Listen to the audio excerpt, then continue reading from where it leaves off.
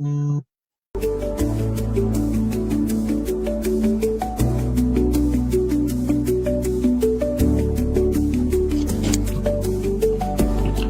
আলাইকুম সবাইকে স্বাগত আজকের বিশেষ পডকাস্টে স্মৃতির পাতা স্কুল ও ভবিষ্যতের পথে এলাম। আজ আপনাদের সাথে আছি আমি ইশতিয়াক ইশরাক। আজকে আমাদের সাথে যিনি যুক্ত থাকার কথা ছিলেন সঞ্চালক হিসেবে, তিনি কিছুটা অসুস্থ থাকায় আমাকে যুক্ত হতে হয়েছে। আমরা তার সুস্থতা কামনা করছি।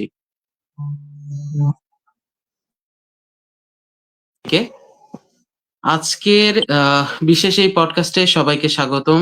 স্মৃতির পাতা স্কুল আর ভবিষ্যতের পথে এলাম নাই। আজ আপনাদের সাথে আছি আমি ইশতিয়াক ইশরাক। আমার জায়গায় যিনি থাকার কথা ছিলেন তিনি একটু শারীরিকভাবে অসুস্থ হওয়ায় তিনি আমাদের সাথে যুক্ত হতে পারেননি, তার সুস্থতা কামনা করছি। সেই সাথে আমাদের সাথে আছেন যারা আমাদের সম্মানিত চারজন অতিথি, যারা আমাদের অ্যালামনাই অ্যাসোসিয়েশনের নবনিযুক্ত উপদেষ্টা পরিষদের সদস্য। প্রথমেই পরিচয় করিয়ে দিচ্ছি, doctor Abu Jahed Mohammad Firoz, SSC 1990 batch, assistant professor, Shahid Ziaur Rahman medical college হাসপাতাল বগুড়া, সভাপতি বিএসএ সিসিপিপি বগুড়া।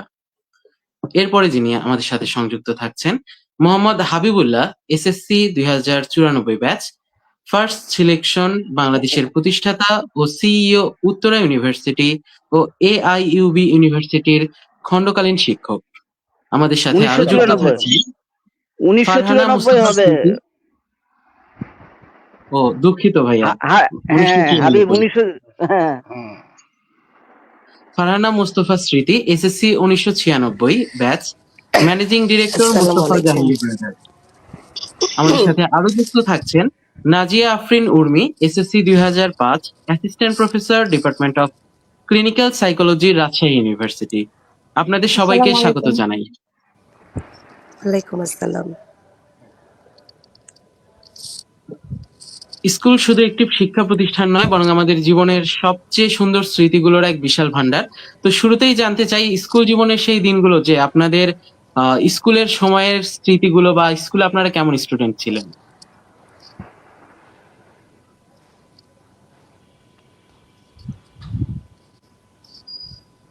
প্রথমে ফিরোজ ভাইয়ের কাছে জানতে চাচ্ছিলাম। ভাই শুনতে পাচ্ছেন? শুনতে পাচ্ছি। আমাকে শুনতে পাচ্ছো তোমরা? হ্যাঁ হ্যাঁ ভাই, আপনাকে শুনতে পাচ্ছি। হাবিব শুনতে আপনার পাও? স্কুল জীবনের হ্যাঁ, হ্যাঁ জি জি, আমি শুনতে পাচ্ছি। আপনার স্কুল আচ্ছা, জীবনের ঠিক যদি আছে। স্মৃতি একটু শেয়ার করতেন ভাই, যে কেমন স্টুডেন্ট ছিলেন। আচ্ছা, আমি ব্যাটালিয়ন স্কুলে ভর্তি হই 88-এ, ক্লাস 9-এ। জেলা স্কুল থেকে ভাইয়ার এসে কথা শোনা ক্লাস যাচ্ছে 9-এ। না। আমরা শুনতে পাচ্ছি। হাবিব, আমি শুনতে পাচ্ছি। শুনতে পাচ্ছেন? ইশতিয়াক শুনতে জি, পাচ্ছো? হ্যাঁ হ্যাঁ ভাইয়া, শুনতে পাচ্ছি। স্মৃতি শুনতে পাও? স্মৃতি কি শুনতে পাচ্ছ?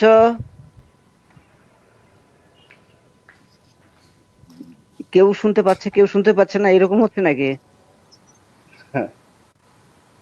না, আমি শুনতে পাচ্ছি। উর্মি কি শুনতে পাচ্ছো? আমিও শুনতে পাচ্ছি ভাইয়া। আমি পাচ্ছি না ভাইয়া। আচ্ছা, আহ, আপু, আপনি আপনার ইয়ারফোনটা একটু রিকানেক্ট করার চেষ্টা করেন। না, তোমাদের একবার কথা শুনতে অফ পাচ্ছি করে। আপু। আচ্ছা না, আচ্ছা। তোমারটা শুনতে পাচ্ছি, হাবিব ভাইয়ারটা শুনতে পাচ্ছি। ওই আপু আমাকে আমারটা শোনা যাচ্ছে? শোনা যাচ্ছে না।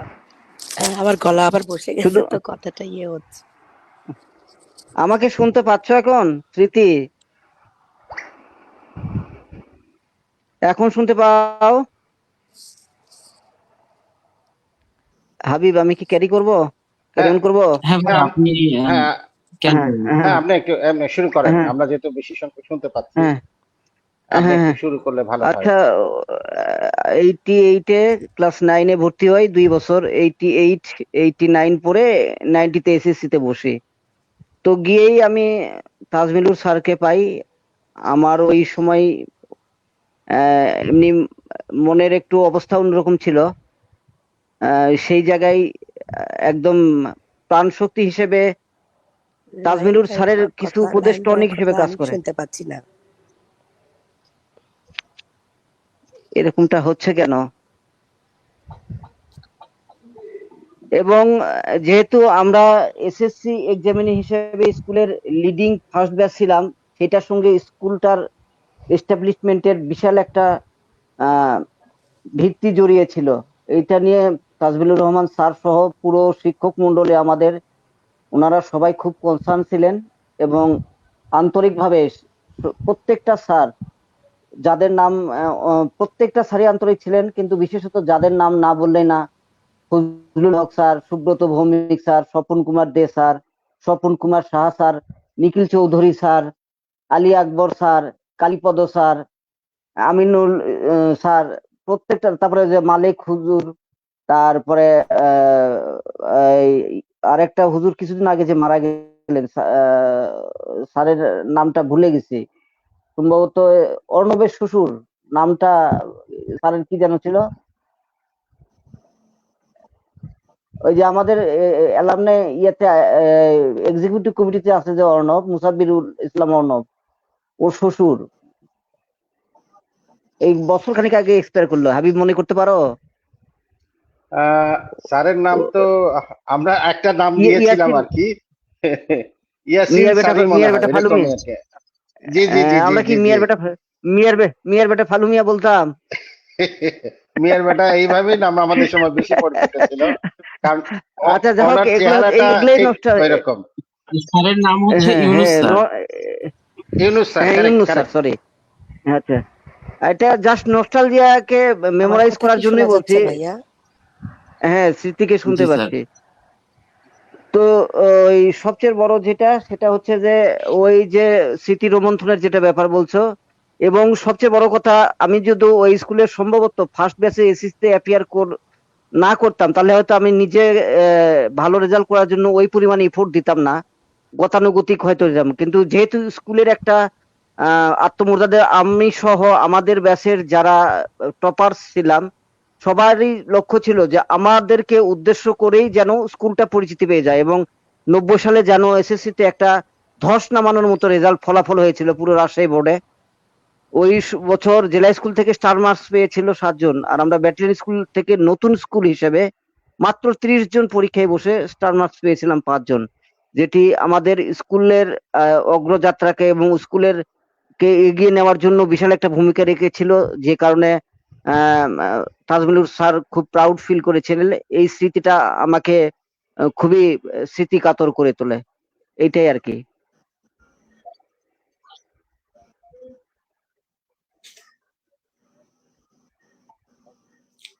ধন্যবাদ ইশতিয়াক। ভাইয়া। এবার চলে হ্যাঁ হ্যাঁ যাচ্ছি হাবিব ভাইয়ের কাছে। আচ্ছা, হাবিব ভাই শুনতে সবাই, পাচ্ছেন কি? জি জি, আমি সবাইকে শুনতে পাচ্ছি। আহ, সো তোমার প্রশ্নটা কি সেম প্রশ্ন ছিল আমার, ভাইয়া যেটা লাল আপনার ভাইয়ের কাছে কাছেও করা একই হচ্ছে? প্রশ্ন, যে স্কুল লাইফে, হ্যাঁ হ্যাঁ ভাইয়া, ওই একই প্রশ্ন যে স্কুল লাইফে আপনি ছাত্র বা শিক্ষার্থী কেমন ছিলেন, বা স্মৃতিগুলো কি কি যা এখনো মনে আছে আপনার? আর্ম পুলিশ ব্যাটালিয়ন স্কুলে আমি ভর্তি হই 1989 সালে, ক্লাস 6-এ, এবং 1994 সালে আমি এসএসসি পাশ করি। তো 1989 সালে যখন ভর্তি হই, তখন সেই সময় আমাদের প্রধান শিক্ষক ছিলেন শ্রদ্ধেয় প্রয়াত তাজমুলুর রহমান স্যার। উনি অনেক বেশি লার্নেড একজন মানুষ, অসাধারণ একজন শিক্ষক, অসাধারণ তার অর্গানাইজিং পাওয়ার।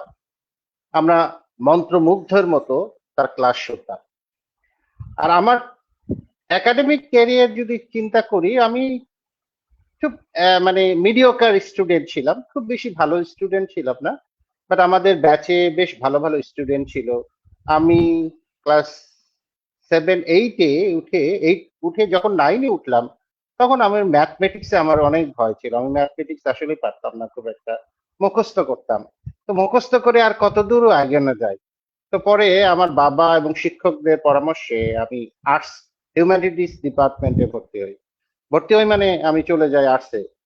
তো সেখান থেকে আমি এসএসসি পাশ করি, এবং উম, মাত্র 6 কি 7 মার্কের জন্য আমি স্ট্যান্ড করি নাই, কিন্তু আমাদের ব্যাচে আর্টস থেকে এবং সায়েন্স থেকে দুজন স্ট্যান্ড করে সেই সময়। এখনকার তো স্ট্যান্ড এরকম ছিল না, গোটা রাজশাহী বোর্ডে ব্যাটালিয়ন স্কুল থেকে দুজন স্ট্যান্ড করে 1994 সালে। তার আগে করেছে কিনা আমার স্পষ্ট মনে নাই। একজন সায়েন্স থেকে করে আর একজন আর্টস থেকে করে। সো আর্টস থেকে যে করে গুলজার আহমেদ, সেও আমাদের একজন অ্যাডভাইজার হিসেবে আছেন। সো সে এখন জয়েন্ট সেক্রেটারি আছেন বাংলাদেশ সচিবালয়ে। তো আমি মিডিওকার স্টুডেন্ট ছিলাম, বাট সেই সময় আমাদের ভেতরে একটা ঐকান্তিকতা ছিল, একাগ্রতা ছিল, যে রেজাল্ট তো ভালো করতেই হবে, পাশাপাশি আমরা কিছু জিনিস না বললেই নয়। স্কুলের কিছু কথা বলতে হয়, যে আমাদের সময় ছিল, কিছু সময় পেয়েছিলাম রতন কুমার সরকারকে। উনি অসম্ভব একজন ভালো ক্রিয়ানুযোগী ব্যক্তি ছিলেন, একজন ভালো পিটি শিক্ষক যেটা ছিল। এবং ইন্টারেস্টিং জিনিস, এবং আমাদের স্কুলে আমাদের যেটা হতো বাৎসরিক যে একটা খেলাধুলা হতো, যেটা অ্যানুয়াল স্পোর্টস বলে, সেই সময় অ্যানুয়াল স্পোর্টসে আমি কিছু দিন, হয়তো 2 বছরের মতো আমি অধিনায়কের দায়িত্ব পালন করেছি, মানে পিটি প্যারেডের অধিনায়কের দায়িত্ব পালন করেছিলাম আর কি, লিড করেছিলাম। তো সেই অভিজ্ঞতাও আছে। ছাত্র হিসাবে তো ভালো ছিল, শিক্ষকরা চমৎকার কথা বলতো আসলে। শিক্ষা বিষয়টা হচ্ছে তিনজনের একটা মিথস্ক্রিয়া বলি আমরা আমাদের ভাষায়। একটা হচ্ছে যে স্টুডেন্ট আছে সেই স্টুডেন্ট, যে শিক্ষক আছেন শিক্ষকদের পরামর্শ সহযোগিতা, এবং সর্বোপরি পিতা মাতার সচেতনতা। এই তিনজনের যদি মিথস্ক্রিয়া হয়, তাহলে দেখা যায় যে একজন শিক্ষার্থী সহজেই তার সফলতা লাভ করতে পারে। আমার কথা কি এখন শোনা যাচ্ছে? জি ভাইয়া, শোনা যাচ্ছে।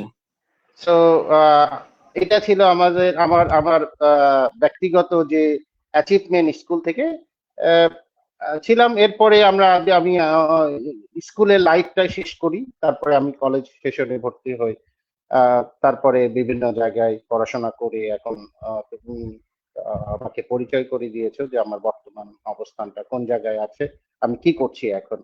আহ, এখন এই হলো আমাদের স্কুলের। আমরা সামনে আরো এগোবো, সামনে আরো কিছু সময় আমরা এই আজকের অনুষ্ঠানে থাকবো ইনশাআল্লাহ। এই এই মাধ্যমে আমরা গল্প করব, অতীতের স্মৃতি রোমন্থন করব, আমাদের আবেগের জায়গাগুলো তুলে ধরবো। সকলকে আবারও ধন্যবাদ আমাদের সাথে থাকার জন্য। পরবর্তী যিনি পার্টিসিপেন্ট আছেন, যিনি আজকের এই অনুষ্ঠানে অংশগ্রহণ করেছেন, তার সম্বন্ধে আমরা জানার চেষ্টা করি। ধন্যবাদ ইস্তিয়া। ধন্যবাদ ভাইয়া আপনাকেও। এই মুহূর্তে চলে যাচ্ছি ফারহানা মোস্তফা স্মৃতি আপুর কাছে। উম, আসসালামু আলাইকুম। আপুর কাছে ওই একই প্রশ্ন, যে আপনি শিক্ষার্থী হিসেবে কেমন ছিলেন এবং আপনার স্কুল লাইফের কিছু গল্প যদি আমাদের সাথে শেয়ার করতেন। ধন্যবাদ ভাইয়া তোমাকে। আমি একটু অসুস্থ, আমার গলা হয়ে গেছে, খুব অসুস্থ হয়ে পড়েছিলাম। তো প্রথমেই সবাইকে শুভেচ্ছা, বড়দেরকে সালাম। আমার খুব ভালো লাগার ভালোবাসার একটা স্মৃতির জায়গা আমাদের এই স্কুল। তো স্কুলে আলহামদুলিল্লাহ আমি বরাবরই খুব ভালো ছাত্রী ছিলাম। তো লেখাপড়ার পাশাপাশি আর স্কুল 1986 সালে আমাদের স্কুলের যে ওপেনিং হয়, তো স্কুলের আমি সেই সৌভাগ্যবতী ছাত্রী যে প্রথম তোমার আহ, স্কুলের সিও সাহেবকে ফুলের শুভেচ্ছা, আমি তখন ছোট্ট একটা বাচ্চা, স্কুলে শুভেচ্ছা মানে আমাদের স্কুলের যে মানে উদ্বোধন হয়েছিল, সিও সাহেবকে আমি প্রথম ফুল দিয়ে শুভেচ্ছা জানিয়েছিলাম। আর আমরা তো ভাইয়া আসলে তাঁবুর নিচে আমরা ক্লাস করেছি, যেটা হয়তো অনেক বাচ্চাদের কাছে এখন মানে অকল্পনীয়। আমরা একদম স্কুলের শুরু থেকে এই আহ, মানে আজকে যে এই যে বিল্ডিং এত উন্নত, মানে অকল্পনীয় আর কি। মানে ভাবতেই পারি না। তা আমি চাই যে আরো দিন দিন আরো উন্নত হোক, আরো অনেক বড় হোক, বাংলাদেশের ভিতর নামকরা স্কুল আমাদের একটা হোক। ধন্যবাদ আপু আপনাকে। এই মুহূর্তে চলে যাচ্ছি আম, নাজিয়া আফরিন উর্মি আপুর কাছে। আপু, আপনার কাছেও একই প্রশ্ন। স্কুল লাইফে আপনি কেমন শিক্ষার্থী ছিলেন এবং আপনার যদি স্মৃতিটা আমাদের সাথে শেয়ার করতেন। ধন্যবাদ। মিস্টেক ভাই, আমার কথা কি শোনা যাচ্ছে? হ্যাঁ শুনতে আপু, পাচ্ছ আপনাকে আমার শুনতে কথা? পাচ্ছি। আচ্ছা। হ্যাঁ আপু, আপনাকে শুনতে পাচ্ছি। তোমাকে অনেক অনেক ধন্যবাদ যে মানে এত মানুষের সামনে হয়তো বা আমার স্মৃতি তুলে ধরার এটাই প্রথম সুযোগ হয়েছে। আমি আসলে 1997 সাল থেকে ইন্টারমিডিয়েট পর্যন্ত 2007 সাল পর্যন্ত ব্যাটালিয়নের সাথে ছিলাম। আমার ক্লাস 3 থেকে ইন্টারমিডিয়েট পর্যন্ত ব্যাটালিয়নের সাথে। সুতরাং আমার আমার স্মৃতির পাল্লা হয়তো অনেক ভারী, অনেক অনেক স্মৃতি আছে। আমি পরবর্তীতে শেয়ার করব সেগুলো। এই মুহূর্তে আমাকে যে প্রশ্নটা করা হয়েছে যে আমি কেমন ছাত্রী ছিলাম, কেমন স্টুডেন্ট ছিলাম। আহ, প্রথমে গ্রাম থেকে এসে ক্লাস 3 তে আমি ভর্তি হই। প্রথমে অ্যাডাপ্ট করতে একটু প্রবলেম আমার হয়েছিল, কারণ সবাই হয়তো বা আমাকে অ্যাকসেপ্ট করতে পারছিল না, এরকম একটা পরিবেশের মধ্যে দিয়ে আমি মোটামুটি বছর 2-3 গেছি। এরপরে আমার মনে হয় যে আমি খুব ভালো স্টুডেন্ট, মানে টপার 5-10-এর মধ্যে হয়তো ছিলাম না, এর কাছাকাছি ছিলাম। বাট এটা আমার মনে আছে যে অনেক শিক্ষক আমাকে মানে বাই নেমে চিনতেন, বা আমার স্পেশাল কিছু গুণের কারণে, স্পেশাল কিছু কোর্সে ভালো করার কারণে, ক্লাসে রেসপন্স করার কারণে অনেক শিক্ষক আমাকে খুব ভালো করে চিনতেন বা স্পেশালি মেনশন করতেন সব ক্লাসে। আর এসএসসি রেজাল্ট যদি বলি তো খুবই ভালো রেজাল্ট আমার ছিল না, কারণ আমার বিয়ে হয় ক্লাস 9-এ। সেই সুবাদে এসএসসি তে খুব বেশি ভালো করার সুযোগ আমার হয়নি। তবে ইন্টারমিডিয়েট আমি যেহেতু ব্যাটালিয়ন কলেজ থেকেই করেছি, সেক্ষেত্রে ইন্টারমিডিয়েটের রেজাল্ট বেশ উল্লেখযোগ্য ভালো ছিল। মানে প্রথম 2-3 জনের মধ্যে কলেজ থেকে যে রেজাল্টটা ছিল, সেখানে প্রথম 2-3 জনের মধ্যে আমার রেজাল্ট ছিল। এবং পরবর্তীতে ভার্সিটিতে চান্সের ব্যাপারে যেটা হয় যে প্রায় সবার প্রথমে আমার ইউনিভার্সিটিতে চান্স হয়, মানে নিউজটা সবার প্রথমে আমি পাই, বা ফার্স্ট টাইমে যে 8-10 জন বা যারা চান্স পেয়েছে তাদের মধ্যে আমি একজন ছিলাম। তবে সেক্ষেত্রে যেটা মানে সামারি করলে বলা যেতে পারে যে আমি উত্তর উত্তর ভালো করেছি। প্রথমে হয়তো বা এত ভালোটা ছিলাম না, কিন্তু পর্যায়ক্রমে আমার আমার প্রিভিয়াস রেজাল্টের চাইতে পরবর্তী রেজাল্ট কখনো খারাপ হয় নাই। মানে যত ওপর ক্লাসে উঠেছি আমার রেজাল্ট তত ভালো হয়েছে, এটা আমি খেয়াল করেছি। এবং সেক্ষেত্রে আমি মনে করি যে আমার প্রত্যেকটা শিক্ষকের অনেক অনেক অনেক বেশি অবদান আছে। পরবর্তীতে আমি আবারও শেয়ার করব যে অনেক উল্লেখযোগ্য ঘটনা। এ পর্যন্তই ভাইয়া, থ্যাংক ইউ। ধন্যবাদ আপু আপনাকে। এবার আমরা আবার চলে যাচ্ছি ফিরোজ ভাইয়ের কাছে। স্কুল জীবনের স্মৃতিগুলো আসলে সময়ের সাথে সাথে হয়তো পুরনো হয়, কিন্তু আসলে মনের ভিতরে থেকে যায়। তো ভাইয়ের কাছে আমার প্রশ্ন, স্কুল জীবনে এমন কোনো স্মৃতি আছে কিনা যেটা এখনো আপনার মনে দাগ কাটে? আচ্ছা, আমরা যখন ক্লাস 10 শেষ করেছি, মানে ওটা 89 ডিসেম্বর ক্লোজ করে 90 সালের জানুয়ারি মাসের দিকে স্কুলের পিকনিক স্কুলের পিকনিকে আমাদেরকে নিয়ে যাওয়া হয়েছিল মহিমাগঞ্জ সুগার মিল দেখিয়ে। তারপরে যে মহাস্থানে এসে যে দুপুরের লাঞ্চ, এটা মহাস্থানে করা হবে। তো এখানে যে কোনো কারণেই হোক, ক্লাস 10 শেষ করে আমরা এসএসসি দিব, স্বভাবত কারণে একটু স্যারদের আগে যেরকম যতটা বেশি ভয় পেতাম, ওই ভয়টা মনে হয় একটু কমে গেছিল।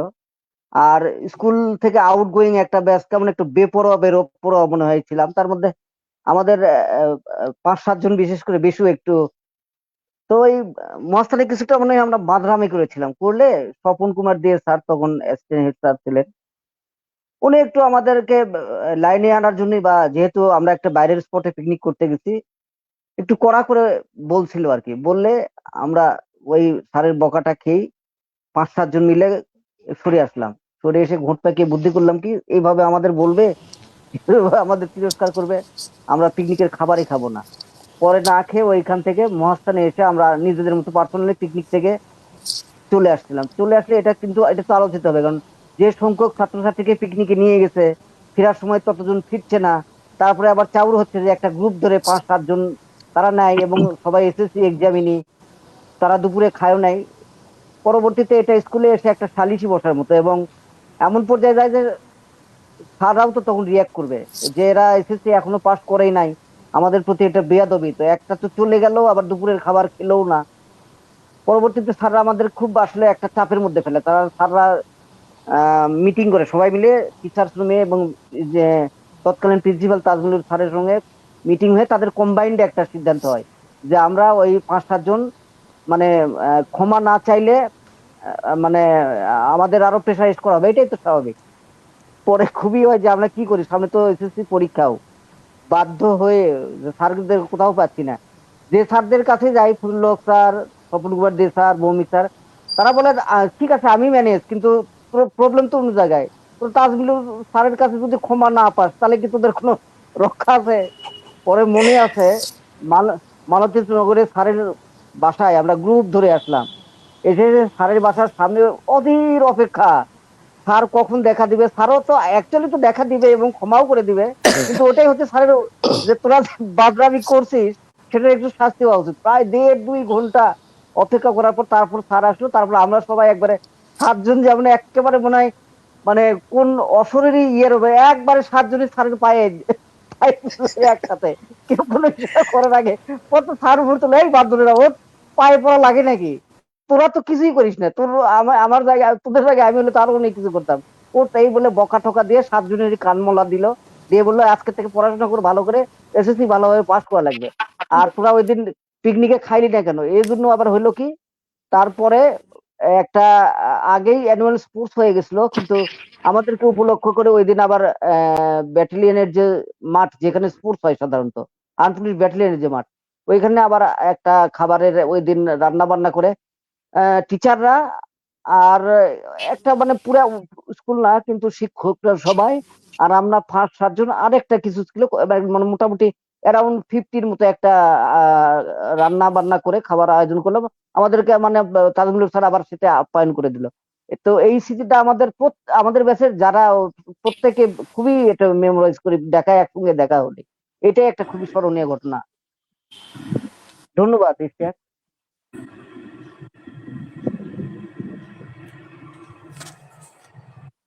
শুনতে পাচ্ছ আমাকে?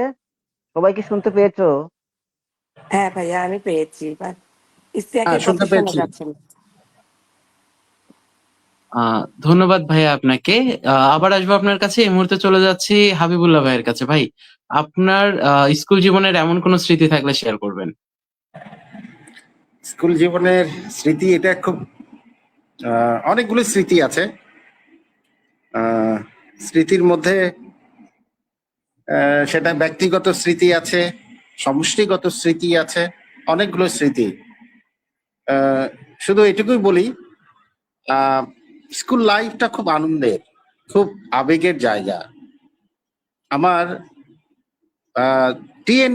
টিনেজ সময়টা আমার স্কুলেই কেটেছে। সেই সময় আমার প্রেমের বিকাশ কিন্তু এই আর্মড পুলিশ ব্যাটালিয়ন স্কুলেই হয়েছিল। ভালো লাগা সৃষ্টি হয়েছিল একজনের প্রতি, কিন্তু সেটা পূর্ণতা পায়নি। তো এই ধরনের অনেক স্মৃতি রয়েছে। শিক্ষকদের সে কারণে আমাকে প্রচন্ড একজনকে আমি পছন্দ হইতো, তাকে দেখলে ভালো লাগতো, স্বাভাবিক। তাকে একদিন আমি একটা কথা বলেছিলাম, কিন্তু আমি রিজেক্টেড হইলাম। সেই রিজেক্টেড হওয়ার পরে শিক্ষকদের কানে গেল সেই কথা, যাওয়ার পরে তারা আমাকে প্রচন্ড প্রহার করলেন এবং আমাকে বের করে দিবেন এরকম করলেন, যে আমাকে টিসি দিয়ে দিবেন এরকম। সো এইরকম পরিস্থিতিতে আমার একজন শিক্ষক, আমাদের যে ফর্ম টিচার ছিলেন, আহ স্বপন কুমার সাহা, তো উনি আসলেন। উনি এসে আমাকে অনেক মারলেন। মারার পর বললেন যে, তাজমুলুর রহমান স্যারকে বললেন যে, sir, I will take this issue. So আমি তার সাথে কথা বলবো, এটা এটা আর ভবিষ্যৎ আর হবে না, এবং আমার সাথে এটা আর হবে না। তো তখন স্যার আমাকে বললেন যে এটাই লাস্ট চান্স। এরপরে আমি কখনো তার দিকে ফিরেও তাকাইনি, কারণ সেটা আসলে এই ধরনের একটা স্মৃতি আমার পার্সোনাল লাইফে ঘটেছিল। তো এরপরে বিভিন্ন রকম স্মৃতি, আমরা বিভিন্ন জায়গায় পিকনিক করতে গিয়েছি স্কুল লাইফে। তারপরে আমাদের সময় যেটা হতো, আমাদের রতন কুমার সরকার যিনি ছিলেন, উনি আমাদেরকে সকালবেলা ফুটবল খেলতাম, আমরা ক্রিকেট খেলতাম, এবং আমার স্পষ্ট মনে আছে শিক্ষক মন্ডলীর মধ্যে বাংলা পড়াতেন স্যার, কি নাম এই মুহূর্তে মনে পড়ছে, বাংলা কি কোন স্যার পড়াতেন আমি ভুলে গেছি। উনি প্রচুর গাছ লাগাতে বলতেন। সো আমরা গাছ লাগাতাম। একবার সবুজ নার্সারি আছে খুব সম্ভবত মহস্থানের ওইদিকে, আমরা সেখানে গেলাম, সেখান থেকে গাছ কিনলাম। আবার মানে সবাই টাকা দিয়ে গাছগুলো কিনে নিয়ে এসে স্কুলের বিভিন্ন জায়গায় আমরা গাছ লাগিয়েছিলাম। এবং আমরা যখন পানি খেতাম তখন আমাদের টিউবওয়েল ছিল না, ট্যাপ ছিল না সেই সময়। আমার যতটুকু মনে পড়ে, টিউবওয়েল ছিল, টিউবওয়েল একজন চাপতো আর একজন টিউবওয়েলের মুখে হাত দিয়ে আমরা পানি খেতাম। সেই স্মৃতিগুলো আমাকে এখনো নস্টালজিক হয়ে দেখা দেয়। এই কারণেই কিন্তু আমরা অ্যালুমনি অ্যাসোসিয়েশনের এই যে স্মৃতিগুলো, এই ভালো লাগাগুলো, এই ভালোবাসাগুলো, বন্ধুত্বের যে বন্ধন, সেই বন্ধনটা ছিল স্কুল লাইফে। এরপরে কিন্তু এই বন্ধনটা আর আসলে ওই বন্ধনের মতো থাকে না, এত গাঢ় একটা একটা একটা বিশুদ্ধ একটা বন্ধন। এই বন্ধন স্কুল লাইফেই পাওয়া যায়। এরপর কিন্তু আর এটা বিশ্ববিদ্যালয় জীবন বলি, কলেজ জীবন বলি, বা তার অপরের জীবন, পরবর্তী জীবনে বলি, এত বন্ধুত্ব কিন্তু, নিষ্কলুষ বন্ধুত্ব কিন্তু আর পাওয়া যায় না। সো সেই জন্য আমরা বারবার স্কুলে ফিরে আসি, এই অ্যালুমনি অ্যাসোসিয়েশন সংগঠনের মাধ্যমে আসি। এবং শিক্ষকরা, আমার সবচেয়ে মনে পড়ে যে তাজবুল্লুর রহমান স্যারের একটা কথা, উনি একদিন ক্লাসে পিতামাতার কর্তব্য নিয়ে একটা পড়াচ্ছিলেন আর কি, পিতামাতার কর্তব্য। তো সেই সব এত চমৎকার করে একজন মানুষ পড়াতে পারেন, আমরা মন্ত্রমুগ্ধের মতো তার কথা শুনতাম। তো উনি একটা সংস্কৃত শ্লোক একটা বলেছিলেন যে পিতা স্বর্গ, পিতা ধর্ম, পিতরি প্রতি, এরকম আর কি। অর্থাৎ পিতার অবস্থান হিন্দু ধর্মে অনেক উচ্চে রাখা হয়েছে, এবং পিতাকে যদি সন্তুষ্ট করা যায় তাহলে সকল দেবতা সন্তুষ্ট হয়, এরকম কথা। এর পাশাপাশি উনি ইসলাম ধর্মের পিতামাতার কর্তব্যের উপর কথা বলেছিলেন যে তুমি সবচেয়ে সুন্দর আচরণ, ভালো আচরণ কার সাথে করবে। তো সেই পার্সপেক্টিভ থেকে রাসূলুল্লাহ সাল্লাল্লাহু আলাইহি ওয়াসাল্লাম বারবার বলেছিলেন, ৩ বার বলার পরে বলেছিলেন যে তোমরা তোমার মার সাথে সবচেয়ে সুন্দর আচরণ করবে, এবং চতুর্থবারে উনি পিতার কথা বলেছেন। এই যে কথাগুলো উনি আমাদেরকে শিখিয়েছিলেন তাজমুল হোসেন এত সুন্দরভাবে, এটা এখনো আমার মনে গেঁথে রয়েছে। চমৎকার কথাবার্তার বাচনভঙ্গি, অসম্ভব তার জ্ঞান, নলেজ, চমৎকার। আমরা সত্যি কৃতজ্ঞ। উনি প্রয়াত হয়েছেন, আমরা স্যারের মাগফিরাত কামনা করছি। এবং কিছু অন্যান্য কিছু যিনি শিক্ষক রয়েছেন, সেই শিক্ষকদের প্রতি আমরা চরম কৃতজ্ঞ। আর ভালোবাসার কথা তো সেটা শুরুতেই বলেছি যে প্রত্যেক লাইফের কিন্তু ভালো লাগা সৃষ্টি হয় স্কুল থেকেই, একে অপরের প্রতি, এটা শাশ্বত সত্য কথা। এই ভালো লাগাটুকুই অনেক সময় কষ্ট পাই, কিন্তু এই কষ্টের মাঝেও কিন্তু একটা সার্থকতা রয়েছে। আজকে যদি স্যার আমাকে না ভাবে, এইভাবে যদি আমাকে বকা না দিত, এইভাবে শাসন না করতো, তাহলে হয়তো আমি আমার বর্তমান অবস্থায় নাও আসতে পারতাম। সো এখন মনে করি যে স্যারের সেই শাসন, সেই পিটুনি আমার জীবনে, আমার সফলতার পেছনে অনেকখানি অবদান রয়েছে। ধন্যবাদ। ধন্যবাদ ভাই আপনাকে। আমরা আবার আপনার সাথে যুক্ত হব। এই পর্যায়ে চলে যাচ্ছি ফারহানা মোস্তফা স্মৃতি আপুর কাছে। আপু, আপনার স্কুল জীবনের স্মৃতি শুনতে চাচ্ছিলাম। ধন্যবাদ ইস্তিয়াক ভাইয়া। আসলে আমার নামও ফারহানা মোস্তফা স্মৃতি। আর স্কুলের আমরা যখন ওই গুটি গুটি পায়ে যখন স্কুলে পা দিই, প্রত্যেকটা মুহূর্তই তো আসলে স্মৃতিতেই পরিণত। তো কতগুলো স্মৃতি বলবো, স্মৃতিতেই ঘেরা আমাদের। আর স্কুল জীবনটা আমি মনে করি যে লাইফের বেস্ট একটা টাইম, যে জীবনটা কোনোখানেই খুঁজে পাওয়া যায় না। আর স্কুলের ফ্রেন্ডরা, স্কুলের শিক্ষকরা, এগুলো দেখো তুমি কলেজে যাও, ভার্সিটিতে যাও, বা যেখানেই আমরা যাই না কেন, স্কুলের ফ্রেন্ড কিন্তু all the time of the best friend. এই যে আমরা এখনো, আমার 97-এ আমার বিয়ে হয়ে গেছে, স্কুল লাইফে আমার বিয়ে হয়ে গেছে। তারপরে আমার উম ছেলে মেয়ে সবাই হয়ে গেছে, কিন্তু আমার মনে হয় ওই স্কুলের সামনে দিয়ে আমি যখন যাই, আমার অঝরে আমার মনে হয় তাকিয়ে থাকতে এত ভালো লাগে, আর চোখ দিয়ে মানে এমনিতেই কেন জানি পানি চলে আসে। আর স্কুলের কার কথা বলবো, স্কুলের প্রধান শিক্ষক বলো, আমাদের ধনঞ্জয় সরকার সিও সাহেব আমাদের ছিল। আর আমার বাবা কিন্তু স্কুলের সেক্রেটারি ছিল সেই প্রথম আহ আর কি স্কুলের শুরুতে 1986 সালে আমার বাবা। তারপরে আমাদের সহসভাপতি নুরুন নাহার আপুর বাবা ওসমান গনির সাহেব, এনাদের কিন্তু অনেক অবদান আছে আমাদের স্কুলের পিছনে। স্কুলের প্রত্যেকটা জায়গাতেই তো স্মৃতি। তা আমার একটা আমি একটা খুব মানে আ ভিতর থেকে আমার কাজ করে। এখন তো আমাদের জেনারেশনের তো বাচ্চাদেরকে মারা যায় না। কিন্তু আমরা কিন্তু অনেক পিটন খাইছি ভাইয়া। ইউনুস আলী স্যার আমাদের আরবি পাইতো। আমাদের যে আ তো আরবি তো আমার তো মনে হচ্ছিল যে জমের মতো। আরবি সবই পারি, আরবি ভাষা পারি না। না পারলেই স্যার কিন্তু একদম হাতে বেতের বাড়ি। বাসায় যেয়ে বলবো, বাবা-মা আরো বাড়ি দিবে। সে ভয়ে বলতামই না। তো যাই হোক একদিন নিখিল স্যার এসে আমি তখন ক্লাস 5 এ পড়ি। তো আমাকে জিজ্ঞাসা করতেছে, "আচ্ছা বগুড়া বানান বল তুই।" তো আমি এখন স্যারদের দেখলে তো আমরা এমনিতে ভয়ে অস্থির হয়ে যেতাম।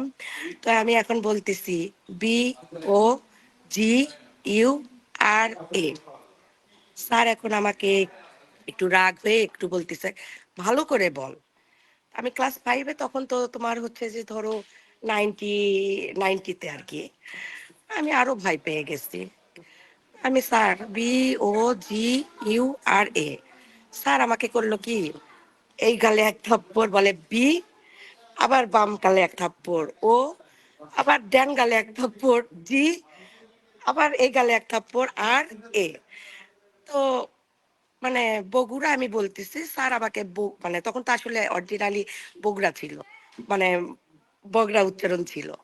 তো এই যে নাই মানে আ 15 সালে আরকি যেয়ে স্যারকে আমি একটা 14 সালের একটা ব্যাচের ওরা রিইউনিয়ন করেছিল। স্যারকে ওখানে আমাকে স্মৃতিচারণ করতে বলল। আমি স্যারকে বললাম, "স্যার আমি বগুড়া বলেছিলাম বলে ৫ থাপ্পড় দিয়ে বগরা ইয়ে করেছেন। বাট এখন কিন্তু স্যার BOGURA।" তো স্যার আবার স্টেজে উঠে বলতেছে, "তোর ওই থাপ্পড়ের সুবাদেই বোধহয় বগুড়াটা হইছে।" তো এটা আমার মনে খুব স্মৃতি জাগে। আর আমার যে শ্রদ্ধেয় তাজমিলুর রহমান স্যার, তারপরে আমাদের আ মানে শামসুল হক স্যার, আমাদের যে প্রয়াত কণিকা নন্দী ম্যাডাম, ফেরদৌসী ম্যাডাম, আ তারপরে ইউনুস আলী স্যার। আসলে তো এনাদের ঋণ কখনো শোধ করা যাবে না। মফিদা বানু ম্যাডাম। এখনো স্যারেরা আমাদের দেখলে যে ভালোবাসে এবং ইয়ে করে। আমি মনে করি এখনকার আ বাচ্চা-কাচ্চারাও টিচারদেরকে সেই সম্মানটা করে না এবং আমরা গার্জিয়ানরাও এখন খারাপ হয়ে গেছি। বাচ্চাদেরকে যদি একটা মারে, আমরা সাথে সাথে টিচারদের জন্য আমরা হচ্ছে যে মানে স্যারদের বিরুদ্ধে আমরা নিয়ে যাই যে, "হ্যাঁ, আমার বাচ্চাকে কেন মারলো?" তবে মারটা আমি একদিক দিয়ে ভালো মনে করি। কারণ আমরা যে মানুষ হইছি, এটার পিছনে স্যারদের অনেক ইয়ে। কারণ কোনো শিক্ষকই চায় না যে তার ছাত্র খারাপ হোক। আর এখনকার বাচ্চারা এত বেশি হয়ে গেছে। আর এই যে আমাদের যে কমিউনিকেশনটা ছিল, আমরা কিন্তু 90 র ব্যাচ থেকে আমাদের যে বড় ভাইয়ারা ছিল, তাদেরকে আমরা দেখলে সালাম কালাম এখনো তারা আমাদেরকে যে চেনে। আমাদের যে 2004-5 এর ব্যাচ পর্যন্ত কিন্তু আমরা যে তাদেরকে যে স্নেহ করতাম, এখনো দেখলে তারা আমাদেরকে আপু, আপু অন্যরকম একটা সম্মান করে। আমি যেটা মনে করি এখনকার বাচ্চা-কাচ্চাদের ভিতরে এই কমিউনিকেশন গ্যাপটা অনেক বেশি। তো আমি চাই যে এই যে গ্যাপটা তোমরা রেখো না। কারণ আমরা স্কুলের সবাই কিন্তু ভাই, ভাই, বোন, বোন। আর টিচারদেরকে যে কখনো অসম্মান কেউ করো না। কারণ তাদের দোয়াতে আমরা কিন্তু অনেক বড় হইছি আজকে। আমাদের কিন্তু অনেক বড়। বাবা-মার এই যে উম হাবিবুল্লাহ ভাইয়া একটা কথা বলল যে তাজমুল স্যারের কথা। কথাগুলো আমরাও শুনেছিলাম। যে মহানবী সাল্লাল্লাহু আলাইহি সাল্লাম ৩ বার মার পরে বাবা, বাবার পরে শিক্ষকদের যে ইয়েটা দিয়েছে। তো শিক্ষকদের ঋণ কখনো শোধ করা যাবে না। আর আ উম মানে নুরুল ইসলাম স্যার আমি যখন ক্লাস 8 এ উঠি, ওই যে আমরা কিন্তু বরাবর গার্লস গাইডের সাথে হলদে পাখি আমাদের সময় তখন ছিল। তারপরে আমরা এই যে তোমার হচ্ছে যে আ সরি একটু করে ভুলেও যাচ্ছি। আমরা কিন্তু সবকিছুর সাথেই জড়িত ছিলাম। এখনকার তো স্পোর্টস এ যারা হচ্ছে যে মার্চ পাস্ট এ থাকবে তারা তোমার হচ্ছে যে অন্য কোনো ইয়েতে থাকতে পারবে না। কিন্তু আমরা মার্চ পাস্ট করেছি, ডিসপ্লে করেছি, ডিসপ্লের পরে আমরা আবার নাচ করেছি। আমাদের আ এক আ ডে স্পোর্টস মানে আমাদের মনে হয় ঈদের দিন শুরু হয়ে যেত, এবং স্যার ম্যাডামরা এত ভালোবাসতো আমাদের যে সাংস্কৃতিক অনুষ্ঠানগুলো। আমি কিন্তু নতুন কুড়িতেও মানে ছিলাম, আমি নতুন কুড়িতে নাচের এই প্রোগ্রাম করেছি। ছোট থেকে আমি নাচ করি, গান, মানে সবের সাথে যুক্ত ছিলাম, এবং লেখাপড়া তো আলহামদুলিল্লাহ মানে ভালো ছিলাম। তো যাই হোক আর কি, স্যারদেরকে কেউ অবহেলা করো না, কোনো শিক্ষকই খারাপ চায় না। তো নুরুল ইসলাম স্যার আমাকে, আমি ওরকম পানি খাওয়ার জন্য যেতাম, আমার ক্লাসের ক্যাপ্টেন ছিলাম তো, আমার বান্ধবীরা এই চল না একটু পানি খেতে চাই, যেতাম। আর বের হওয়ার সাথেই নুরুল ইসলাম স্যার, এই তুই সারাদিন খালি বারান্দাতেই থাকিস। যাই হোক স্যার করে পরে ক্লাস 9-এ আমি সায়েন্স এবং মানে অঙ্কেতে খুবই ভালো পড়ে সায়েন্সও পেয়েছিলাম। যাই হোক স্যার পরে বলল যে কি ব্যাপার, তুমি তো একেবারে জাদু করলা। তো যাই হোক স্যার আমাকে কিন্তু অনেক পিটনও দিয়েছে, অঙ্ক পাইতো স্যার অনেক কিন্তু পিটনও দিয়েছে। তো স্যারের পরে আমাদের যে 2003 সালে যে রিইউনিয়নটা আমরা করেছিলাম, এটার কিন্তু উদ্যোক্তা কিন্তু নারী হিসেবে আমি, মনি আপু, রাশেদ, এইটা কিন্তু যেটা কেউই এখন পর্যন্ত আমরা কিন্তু প্রথম যে 2004 সালের যে রিইউনিয়নটা আমরা কিন্তু করেছিলাম। তো স্যারের সাথে দেখা হলো, যে সাথে সাথে সালাম করলাম, স্যার কেমন আছেন। স্যার আমাকে দেখে কান্না করতেছে। আমি স্যার কি হয়েছে আপনার, কান্না করতেছেন? বলতেছে যে তোমাদেরকে এত মারছি, এত করছি, কখনো করনি। আর একটা ছেলেকে সামান্য একটা মানে পান্টি দিয়ে একটা বাড়ি দিছিলাম, একটা খুব বেয়াদবি করছিল, পান্টি দিয়ে বাড়ি দিছি। আমাকে সে ছেলেটা তার গার্জিয়ানরা এসে জেল জেলে পর্যন্ত নিয়ে গেছে, এবং 30,000 টাকা স্যারের কাছ থেকে জরিমানা নিয়েছে। তো আমার কাছে খুবই খারাপ লাগলো ব্যাপারটা, যে উনি তো একজন শিক্ষক, আমাদের বাবা মা কি আমাদের বাসায় মারতেছে না? তো আমি মনে করি যে তোমরা স্টুডেন্টরা এইসব কাজ কখনোই করো না, এবং গার্জিয়ানদেরকেও আমি অ্যালার্ট হতে বলবো যে আপনারাও কখনো আপনাদের সন্তানদের কথা শুনে যে একটা টিচারের এরকম করেন না। আজকে আমরা যে এই জায়গাতে আমি এখন যথেষ্ট মানে ভাবে একজন নারী উদ্যোক্তা, আমি একটা ইন্ডাস্ট্রি চালাচ্ছি, তারপরে যাই হোক একটা পার্লার আছে। তো মেয়েদের নিজেরা আর্ন করুক, আমি এটা খুবই করি। আর শিক্ষকদের প্রতি সবাই সম্মান রাখার, আমি চাই এই স্কুলটা অনেক বড় হবে। ঠিক আছে, ধন্যবাদ ভাইয়া, আমি হয়তো একটু অনেক লম্বা করে ফেললাম। ধন্যবাদ। আবার গলাও খারাপ হয়ে গেছে, আমি একটু বের হতে চাচ্ছি ভাইয়া। ধন্যবাদ। ধন্যবাদ আপু আপনাদেরকে আমাদের সময় দেওয়ার জন্য। এই মুহূর্তে চলে যাচ্ছি নাজিয়া আফরিন উর্মি আপুর কাছে। আপু, আপনার স্কুল জীবনের স্মৃতি যদি শেয়ার করতেন। আচ্ছা, স্কুল জীবনের আসলে স্মৃতি প্রথমে বলেছি আমি যে অসংখ্য অসংখ্য স্মৃতি আছে। আমি পরবর্তী পর্যায়ে হয়তো পজিটিভ কি কি আছে বা আমার জীবনে অনেক বেশি প্রভাব বিস্তার করেছে পজিটিভলি, সেগুলো নিয়ে আলোচনা করব, শেয়ার করব। এই পর্যায়ে আমার স্কুল জীবনে খারাপ লাগার দুইটা, মানে খুব কষ্ট পাওয়ার দুইটা স্মৃতি আমি শেয়ার করতে চাই। একটা হলো ক্লাস 8-এ আমি যখন পড়তাম, তখন স্বপন কুমার সাহা স্যার ক্লাস নিয়ে একদিন বের হওয়ার সময় আমি ভুলবশত ওনাকে সালাম দিয়ে ফেলি আদাব দেওয়ার জায়গায়। তো স্যার বের হয়েছে, আবার ফিরে আসেন, ফিরে এসে আমাকে আবার জিজ্ঞাসা করেন যে তুমি আমাকে সালাম দিলা কেন, তুমি জানো না আমি হিন্দু, তুমি আমাকে সালাম কেন দিলা? তো মানে আমি তখন ভয়ে কাঁপছিলাম, এবং স্যারকে কিছুতে আমি বোঝাতে পারছিলাম না যে এটা একটা মিস্টেক ছিল। আমি মানে খুব বলার চেষ্টা করছিলাম, আমার গলা কাঁপছিল, আমার গা কাঁপছিল, স্যারকে আমি বলার চেষ্টা করছি, বাট আমার ফ্রেন্ডরা বলছে যে স্যার এটা মিস্টেক ছিল, কিন্তু স্যারকে আমি কিছুতেই বুঝাইতে পারছিলাম না যে এটা আসলে একটা ভুল ছিল। তো আমি জানি না স্যার শেষ পর্যন্ত আমাকে ক্ষমা করতে পেরেছেন কিনা। এ ব্যাপারে আর স্যারের সাথে কখনোই কথা বলার সুযোগ আমার হয়নি বা সাহসও আমার হয় নাই। এটা একটা খুবই খারাপ লাগার স্মৃতি, এবং এখন পর্যন্ত আমার এটা মনে হয় যে কখনো, মানে কখনো এটা নিয়ে কারোর সাথে আলাপও করা হয় নাই আর কি, আজকেই প্রথম বোধহয় আমি কারোর সাথে শেয়ার করছি। আর একটা স্মৃতি ছিল যে অনেক কষ্ট পাওয়ার একটা বিষয়, সেটা হলো আমি ছোটবেলা থেকেই ম্যাথে বেশ ভালো ছিলাম। আর আমি এই ব্যাপারে আমার গুরু মনে করি শামসুল হক স্যারকে। আমার খুবই শ্রদ্ধার একজন মানুষ, উনি আমার বাবারও শিক্ষক ছিলেন, আমারও শিক্ষক। সেই সুবাদে নানা নাতি বা দাদা নাতনির এই ধরনের সম্পর্ক ছিল তার সাথে আমার। তো আমি যখন ক্লাস 9-এ উঠি তখনই আমার বিয়ে হয়, এবং বিয়ের পরে এই শ্বশুর বাড়ি বাবার বাড়ি করতে করতে আমার বেশ একটা গ্যাপ হয়ে যায়। তখন আমি ম্যাথ বা অন্যান্য সায়েন্সের অন্যান্য সাবজেক্ট গুলোতে কনসেন্ট্রেট করতে পারি নাই, যার কারণে বেশ পড়াশোনার মধ্যে বড় ধরনের একটা গ্যাপ হয়ে যায়।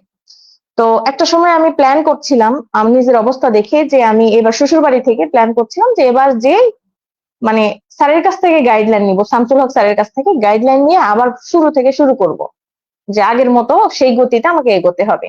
বাট আমি স্কুলে তখন তো এরকম কমিউনিকেশনের সুযোগ ছিল না। স্কুলে এসে আমি শুনি যে স্যার স্ট্রোক করেছেন এবং প্যারালাইজড হয়ে গেছেন।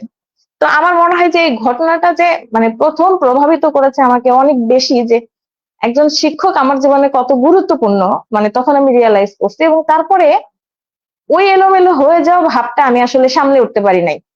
আমার কাছে মনে হতো যে আমি যে কোনো প্রবলেম ওনার কাছে নিয়ে গেলে, ওনার সাথে আমি একটু কথা বললে, উনি জাস্ট কোনো প্রবলেম যদি একবার নিজে মুখে উচ্চারণ করে আমার মুখের দিকে তাকাতেন, আমার মনে হতো যে প্রবলেমটা হয়তো বেশি অর্ধেক সলভ হয়ে গেছে। উনি আমার কাছে এইরকম একজন ব্যক্তি ছিলেন।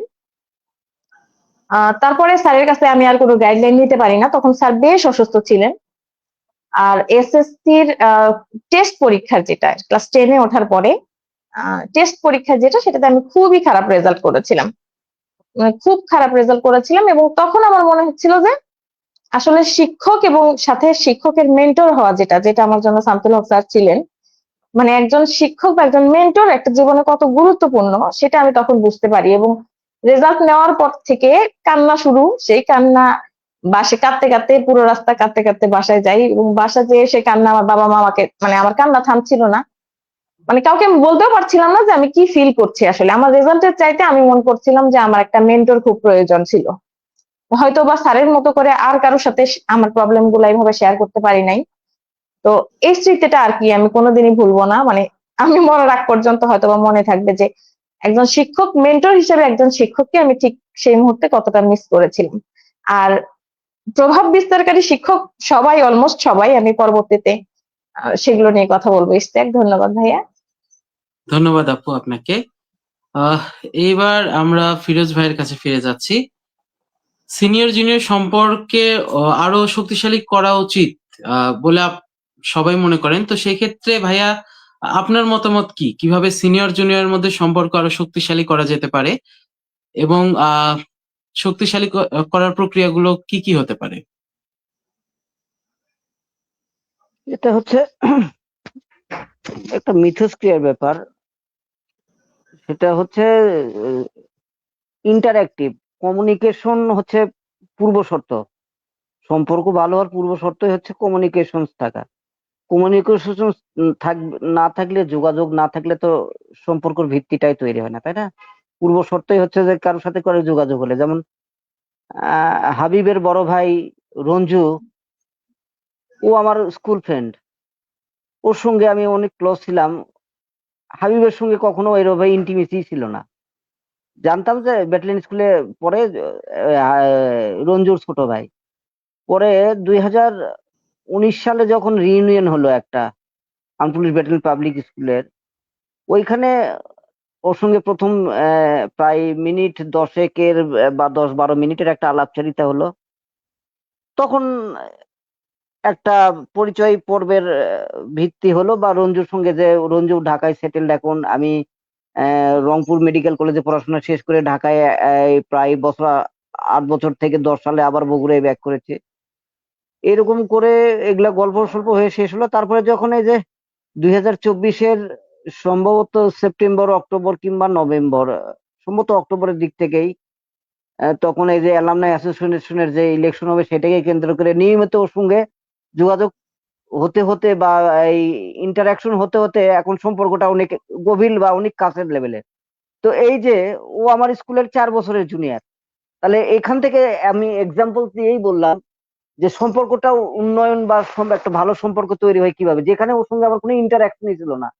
সম্পর্কটা বা কথোপকথন শুরুই হচ্ছে 2019 সালে, স্টেজে গান চলছে, সেই সময় ও সামনের সোফায় বসে, আমিও গিয়ে সম্ভবত পাশে বসছিলাম, ভাবি এইরকম কিছু একটা।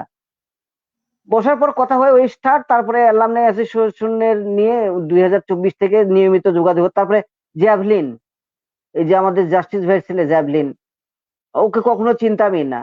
তারপরে 2024-এ আর আগে অ্যালামনাই অ্যাসোসিয়েশনের কাজ করার আগে সম্ভবত একটা মজমা নামে একটা অনুষ্ঠান হয়েছিল, খাবো আলু ঘাটি মজমা হবে খাঁটি, খাবো আলু ঘাটি, এরকম কি একটা থিম লাইন ছিল মনে হয়। ওইখানে পার্টিসিপেট করে ও দেখলাম ওর উপস্থাপনা, তারপর জানলাম ও জার্নালিস্ট, তারপরে অ্যালামনি অ্যাসোসিয়েশন করতে গিয়ে ওর সঙ্গে এখন একটা ভালো আন্ডারস্ট্যান্ডিং। তো এই যে যোগাযোগ যোগাযোগ এবং সেই যোগাযোগটা যদি একে অপরকে বোঝার আর একটা ব্যাপার আছে, যে কমিউনিকেশন থাকবে এবং আমাকে খারাপ ভাবে জানুক যে আমার অনেকগুলো খারাপ দিক আছে, এইটা যদি তুমি জেনে যাও বা আমি তোমার সঙ্গে কর্ডিয়াল না, তাহলে তো রিলেশনটা এগোবে না। আবার বা কিংবা তোমাকে আমি খারাপ জানলাম, ভালো বলে জানলাম না, তাহলে সেখানে রিলেশনটা ভালো তৈরি হবে না। তো প্রথম সুযোগ হচ্ছে যে কমিউনিকেশন থাকতে হবে, 2 নাম্বার হচ্ছে একে অপরকে বুঝতে হবে ভালো, এবং নিজেও চেষ্টা করতে হবে যে আমার কোনো বিহেভিয়ার, আমার কোনো ম্যানার, আমার কোনো কথোপকথন অপরকে হার্ট না করুক, আমাকে দিয়ে সে ক্ষতিগ্রস্ত না হোক, বা সে যা অপর যার সঙ্গে আমার রিলেশনস এর ব্যাপারটা আসতেছে, সম্পর্কের ব্যাপার, সে যেভাবে চাচ্ছে আমি সবসময় তার বিরুদ্ধে আচরণ করলাম, তার সমালোচনা করলাম, তার ভুল ধরলাম, তাহলে ওই রিলেশনটাও ভালো রিলেশন হবে না। তো সেইটাও খেয়াল রাখতে হবে উভয় পক্ষকে। এই 3টা জিনিস যদি খেয়াল রাখা যায়, তাহলেই সিনিয়র এবং জুনিয়রের সম্পর্কটা আহ ভালো হওয়ার বা মজবুত সম্পর্ক হওয়া সম্ভব। ধন্যবাদ ইশতিয়াক। ধন্যবাদ ভাই আপনাকে। এই মুহূর্তে চলে যাচ্ছি হাবিব ভাইয়ের কাছে। ভাইয়া, সিনিয়র জুনিয়র সম্পর্ক ভালো করার জন্য আচ্ছা আসলে আমাদের কি করা উচিত? আচ্ছা, ধন্যবাদ ইশতিয়াক, চমৎকার প্রশ্ন। বর্তমানে আমরা এটা গ্যাপ দেখতে পাচ্ছি। এটা কি গ্যাপ? কমিউনিকেশন গ্যাপই। লাল ভাই চমৎকার বলেছেন যে কমিউনিকেশন গ্যাপটার কারণে আমাদের এই সম্পর্ক উন্নয়ন হয় না। সম্পর্ক হতে হলে তো কমিউনিকেশন দরকার। সো উইদাউট কমিউনিকেশন তোমার সম্পর্ক কিভাবে উন্নয়ন হবে? আমরা শুধুমাত্র স্কুলের ভাই, ছোট বোন হিসেবে না দেখে আবেগের জায়গা থেকে তাদেরকে দেখতে হবে। শুধুমাত্র জুনিয়র সিনিয়র এই বিষয়টা না দেখে তাদেরকে একটু যদি আরেকটু আপন করে নেওয়ার যদি মন মানসিকতা থাকে, তাহলে আমার মনে হয় যে ছোটদের সাথে বড়দের একটা সম্পর্ক উন্নয়ন হবে। বড়রা ছোটদেরকে উৎসাহ প্রদান করবে, তাদের কথা শুনবে, তাদেরকে সময় দিবে। এবং সর্বোপরি আমি দেখেছি এই অ্যালুমনি অ্যাসোসিয়েশনের আগেও, আমি যখন রাজশাহী বিশ্ববিদ্যালয়ের লোক প্রশাসন বিভাগে পড়েছি, তখন আমাদের স্কুলের বেশ কয়েকজন, তখন তো প্রতি বছর পরীক্ষা হতো, বিশ্ববিদ্যালয়ে অ্যাডমিশন টেস্ট হতো। তো আমি স্কুলে পড়েছি, আমি উপশহরে মোটামুটি আমাকে অনেকেই পরিচিত আর কি। আমি আজিজুল হক কলেজ থেকে পড়েছি, তখন আমি শেরে বাংলা হলে ছিলাম। তো তখন ছেলেপেলেরা আমাদের হলে আসতো, আমাকে আগে জানাতো এবং আমি তাদেরকে থাকার ব্যবস্থা করে দিতাম। এটা কিন্তু এখনো চালু আছে। আমাদের যে executive committee, alumni association committee, এটা কিন্তু তারা ফলো করে। বাংলাদেশের বিভিন্ন জায়গায় পাবলিক বিশ্ববিদ্যালয় রয়েছে, সেই পাবলিক বিশ্ববিদ্যালয়ে আর্ম পুলিশ ব্যাটালিয়নের একটা উইং কিন্তু সেখানে রয়েছে, যারা স্টুডেন্ট আছে, যারা বিভিন্ন জায়গায় ভর্তি পরীক্ষা দিতে যায়, তাদেরকে থাকা, তাদেরকে খাওয়া, অন্যান্য যে বিষয়গুলো আছে, লজিস্টিক যে সাপোর্ট গুলো আছে, সেটা দিচ্ছে ইত্যাদি। অনেকের সাথে আমার এটা কথা হয়েছে। এটা খুবই খুবই একটা ভালো উদ্যোগ। এই অ্যালুমনি অ্যাসোসিয়েশনের কারণেই কিন্তু এটা একটি সাংগঠনিক রূপ পেয়েছে এবং একটি প্রাতিষ্ঠানিক রূপ পেয়েছে। এটা খুবই খুবই প্রশংসার দাবিদার। এবং আমাদের আরো একটা সম্পর্ক উন্নয়নের আরেকটা জিনিস হচ্ছে, বড়দেরকে আমরা অবশ্যই সালাম দিব, তাদেরকে সম্মান করব। বড়দেরও দায়িত্ব হচ্ছে ছোটদেরকে স্নেহ করা এবং তাদেরকে সময় দেওয়া। এবং সর্বোপরি লায়ল ভাইয়ের কথা অনুসারেই আমি বলছি, কমিউনিকেশন এর কোনো বিকল্প নাই সম্পর্ক উন্নয়নের ক্ষেত্রে। এবং এই কমিউনিকেশনটা কিভাবে হবে? এই অ্যালুমিনিয়ামের উদ্দেশ্য যদি আমরা ঠিকভাবে মেনে চলতে পারি বা ঠিকভাবে আমরা করতে পারি, উদ্দেশ্য লক্ষ্য যদি সঠিকভাবে বাস্তবায়ন করা সম্ভব হয়, তাহলে প্রতি বছর বা 2-3 বছর পরে বিভিন্ন রকম আনুষ্ঠানিক অনানুষ্ঠানিক বিভিন্ন রকম প্রোগ্রাম হবে। সে প্রোগ্রামে ইফতার প্রোগ্রাম হতে পারে, বিভিন্ন রকম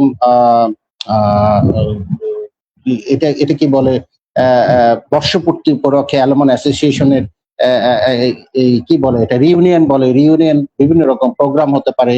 বা স্কুলের বর্তমান ব্যাচরা যে সমস্ত ক্ষেত্রে তারা চমৎকার রেজাল্ট করেছে বিভিন্ন জায়গায় বাংলাদেশের মধ্যে, এবং ভালো রেজাল্ট করেছে, বিভিন্ন অ্যাচিভমেন্ট করেছে, তাদেরকে উৎসাহ উদ্দীপনা দেওয়ার জন্য বিভিন্ন রকম প্রোগ্রাম আমরা করতে পারি। সেই প্রোগ্রামে সবাই একত্রিত হবে, সবার সাথে সবার কমিউনিকেশন হবে।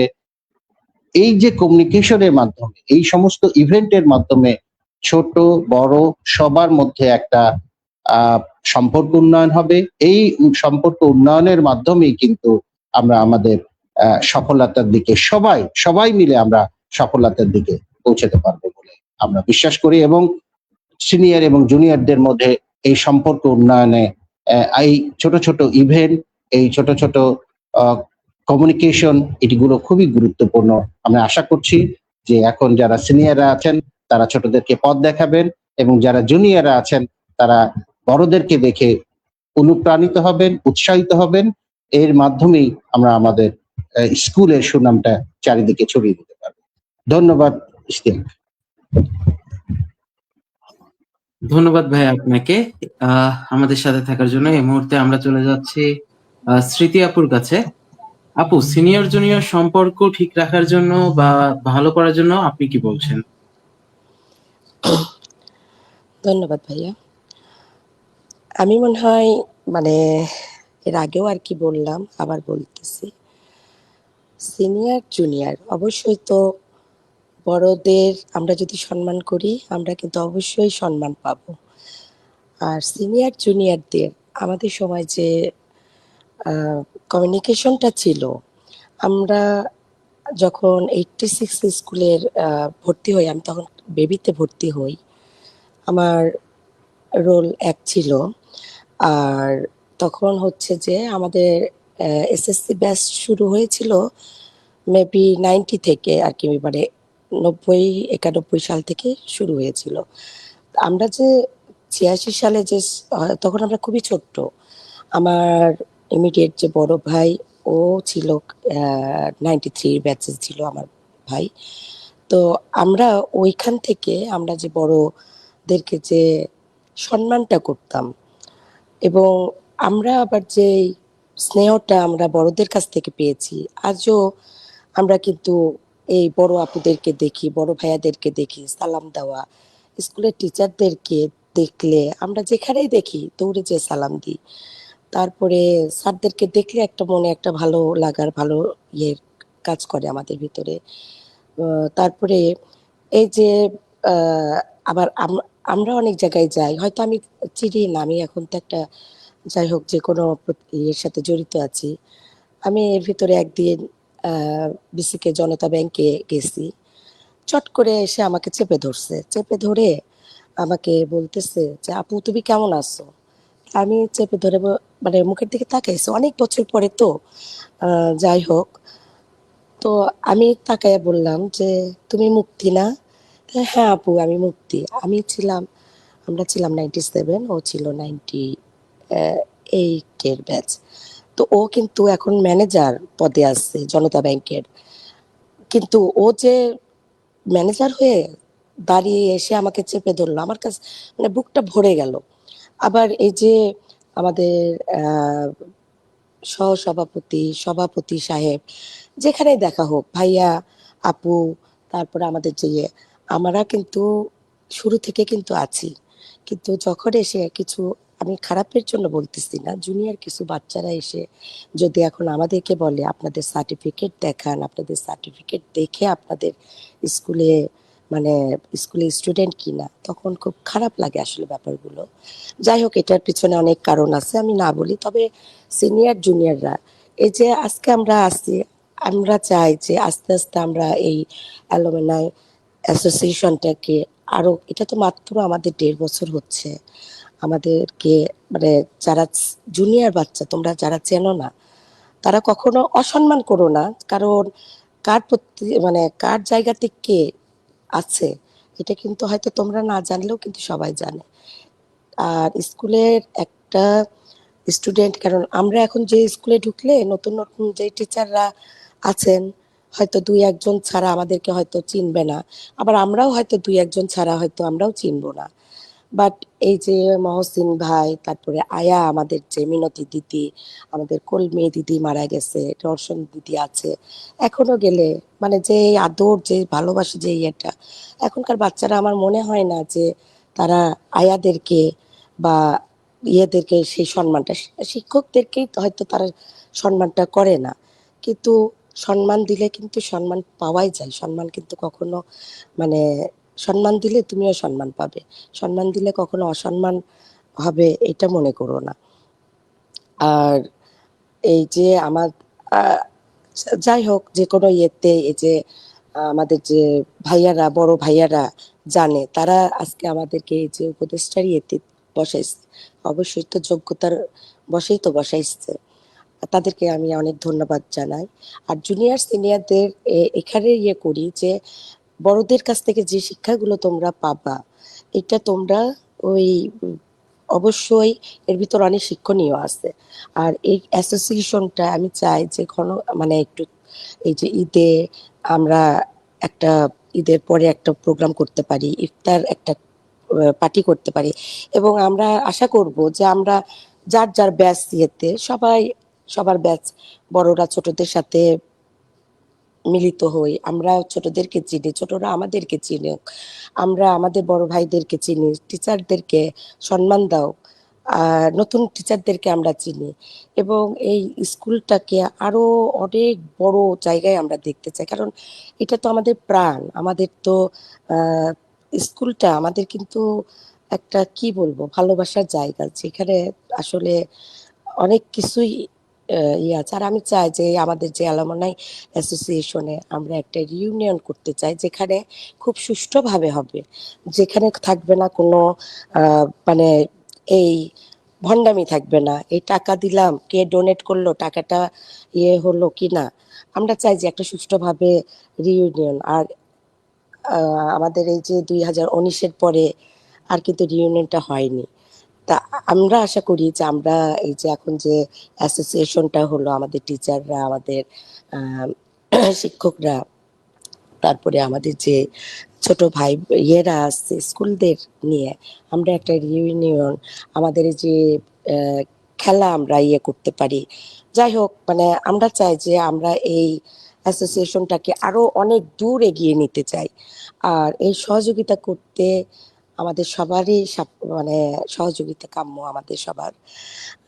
যাই হোক, তো ঠিক আছে।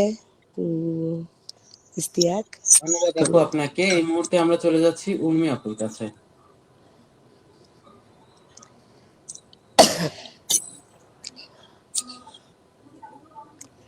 ধন্যবাদ ইস্তিয়াক। হ্যাঁ আপু, আপনাকেও ধন্যবাদ আমাদের সাথে থাকার জন্য। আহ আপু কি আমাকে শুনতে পাচ্ছেন? উর্মি আপু? উম, কথা আচ্ছা, শুনতে আমরা পারলাম না কেন? উর্মি আপুকে সম্ভবত পাচ্ছি না এই মুহূর্তে। আমরা আবার চলে যেতে চাই ফিরোজ ভাইয়ের কাছে আরো একটি প্রশ্ন নিয়ে। সেটা হচ্ছে, সময়ের বদলের সঙ্গে সঙ্গে বদলেছে শিক্ষার্থীদের জীবনধারা, শিক্ষার পদ্ধতি এবং জীবনধারা। তো তখনকার স্কুল লাইফ আর এখনকার শিক্ষার্থীদের স্কুল লাইফের মধ্যে পার্থক্যগুলো কি কি দেখছেন? অর্থাৎ বড় বড় যে পার্থক্যগুলো আছে তখনকার দিন এবং এখনকার দিনে, সে সম্পর্কে জানতে চাচ্ছিলাম।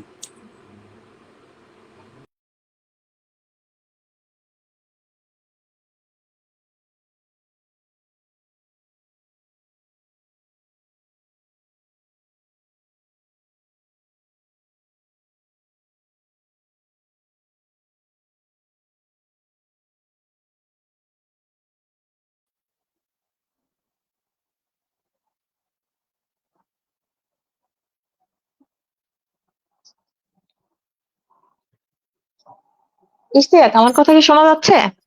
হ্যাঁ আপু, শুনতে পাচ্ছি। আপু, আপনার কাছে প্রশ্ন হচ্ছে, সিনিয়র এবং জুনিয়রের সম্পর্ক ঠিক রাখতে বা ভালো করতে আমরা আসলে কি কি করতে পারি? আচ্ছা, হ্যাঁ, ধন্যবাদ। আমি এতক্ষণ শুনছিলাম, বড় ভাই আপুরা অনেক সুপরামর্শ দিয়েছেন, এবং আমি যেটা বলতে চাই সেটা হলো, আমি দীর্ঘ 10 বছর আর্ম পুলিশ ব্যাটালিয়নের সাথে থাকার অভিজ্ঞতা থেকে যেটা দেখেছি, যে স্কুল কলেজে আসলে এক ব্যাচের সাথে আরেক ব্যাচের সিনিয়র জুনিয়র খুব একটা ইন্টারাকশন করার কোনো সুযোগ নেই। সেক্ষেত্রে স্কুল কর্তৃপক্ষ যদিও এই পরামর্শ সে পর্যন্ত যাবে কিনা আমি জানি না, তবে স্কুল কর্তৃপক্ষ যদি ব্যাচ ভিত্তিক বিভিন্ন এক্সট্রা কারিকুলার অ্যাক্টিভিটিস রাখেন, তাহলে অন্তত পরিচয়টা হয়তো বা সেই পর্যায় থেকে হতে পারে। আর এক্ষেত্রে অ্যালামনাই অ্যাসোসিয়েশন, আমাদের অ্যাসোসিয়েশনটা বড় ধরনের অবদান রাখতে পারে এই নতুন করে সম্পর্ক বিল্ড আপ করার ক্ষেত্রে।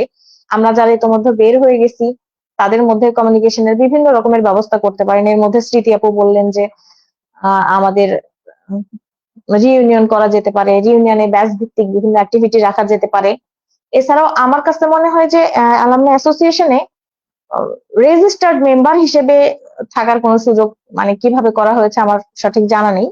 তবে রেজিস্টার্ড মেম্বারদের পরিচয় যদি তুলে ধরা হয় জুনিয়রদের কাছে, তাহলে আমার মনে হয় যে আহ, অনেক ইন্টারাকশন করার সুযোগ হবে। একটা ব্যাচে অনেক স্টুডেন্ট আমরা বের হই এবং অনেক ধরনের প্রফেশনে সবাই থাকে।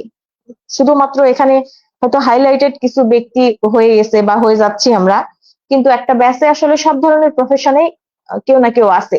তো আমার কাছে মনে হয় যে অ্যালামনাইয়ের রেজিস্টার্ড মেম্বার হিসেবে প্রত্যেকের পরিচয় এবং যোগাযোগ করার মাধ্যমটা যদি তুলে ধরা যায়, বিশেষ করে আমাদের একটা ফেসবুক পেজ আছে বা এই ধরনের প্রোগ্রাম আয়োজন করে ব্যাচ ভিত্তিক পরিচয় পর্ব বা তাদের সাথে যোগাযোগের ব্যবস্থা, এছাড়াও পুনর্মিলনী করার মাধ্যমে বিভিন্ন খেলাধুলার আয়োজন করা যেতে পারে, পরিচয় পর্বের ব্যবস্থা করা যেতে পারে, প্রতিযোগিতা করা যেতে পারে। এই মাধ্যমে সবার আসলে যোগাযোগ করার সুযোগ হয়ে উঠবে। তারপরে হয়তো একে অপরের সাহায্য চাওয়া বা পাশে দাঁড়ানোর ব্যাপারটা হয়ে যেতে পারে। কিন্তু আসলে অ্যালামনাই অ্যাসোসিয়েশনে কিছুদিন পর পর একটা প্রোগ্রাম হয়, সেই প্রোগ্রামে যদি শুধু যাওয়া এবং খাওয়া দাওয়া শেষে চলে আসা এরকম যদি হয়, তাহলে হয়তোবা ইন্টারাকশনের সুযোগ এখনো তৈরি হবে না। তো আমার কাছে আমার যেটা প্রত্যাশা সেটা হলো অ্যালামনাই অ্যাসোসিয়েশন এই ধরনের সুযোগ করে দিবে আমাদেরকে, প্রত্যেককে সিনিয়র জুনিয়রের মধ্যে ভালো ইন্টারাকশন করার বা সম্পর্ক শক্তিশালী করার জন্য। ধন্যবাদ ভাইয়া। ইশতিয়াক, আমাকে শুনতে পাচ্ছো? চলে যেতে চাই লায়েল ভাইয়ের কাছে। ভাইয়া আছেন কি? হ্যাঁ হ্যাঁ হ্যাঁ, আছি, ভাই আমি শুনতে আছি। পাচ্ছেন আমাকে?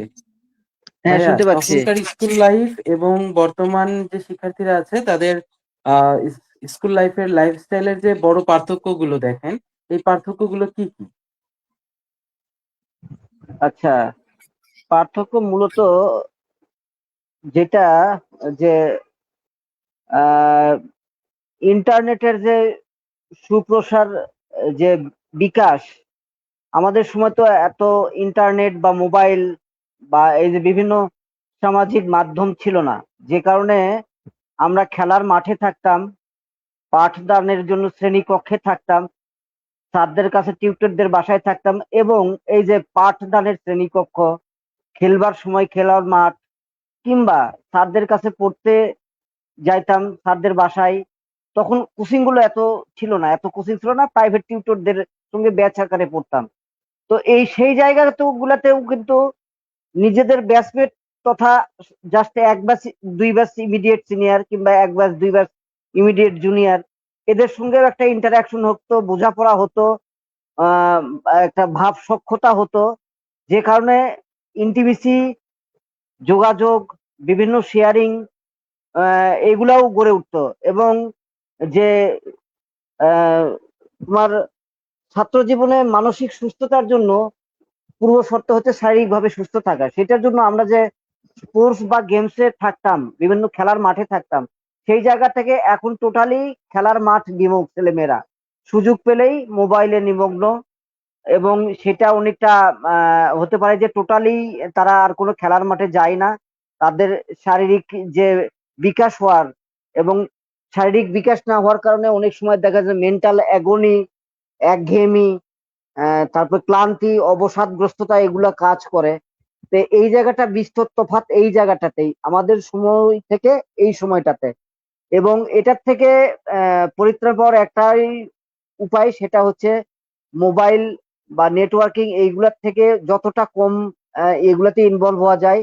আহ, এই সেই শ্রেণীকক্ষ বা খেলার মাঠ সেগুলো জায়গাতেই আবার ফিরে গেলে আমার মনে হয় যেটা, যে অ্যাটলিস্ট শারীরিক সুস্থতা আর শারীরিকভাবে ফিজিক্যালি সাউন্ড থাকলেই মেন্টালি সাউন্ড থাকা যাবে, যেটা আমাদের লেখাপড়ায় বা এমনি স্বাভাবিক যে সবকিছুর যে বিকাশ, শারীরিক স্বাস্থ্য, মানসিক স্বাস্থ্য এবং সামাজিক যে সম্পর্ক, নিজেদের মধ্যে ইন্টারাকশন, সোশ্যাল রিলেশনশিপ, সেটাও বৃদ্ধি পাবে।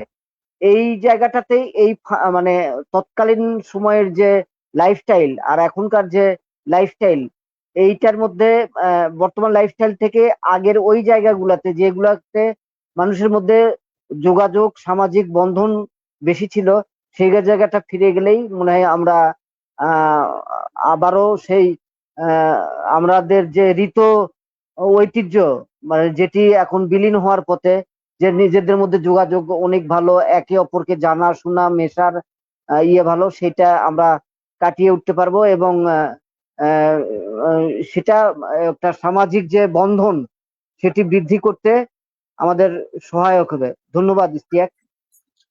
ধন্যবাদ ভাই আপনাকে। এ পর্যায়ে আমরা চলে যেতে চাই হাবিব ভাইয়ের কাছে।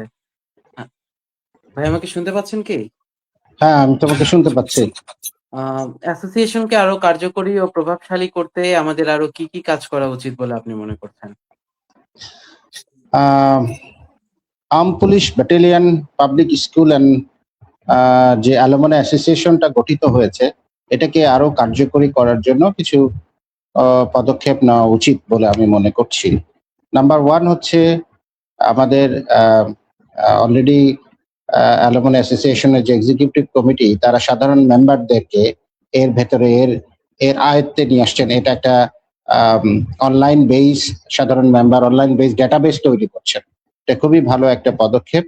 প্রত্যেক ব্যাচ ওয়াইজ যত বেশি সংখ্যক অ্যালুমনি বা ফেলো মেম্বার যারা আছেন, তাদেরকে এর এই এই এই এর এর জালে যদি এই নেটওয়ার্কের মধ্যে যদি নিয়ে আসা যায়, তাহলে এটা সবচেয়ে বড় প্রধান কাজ হবে।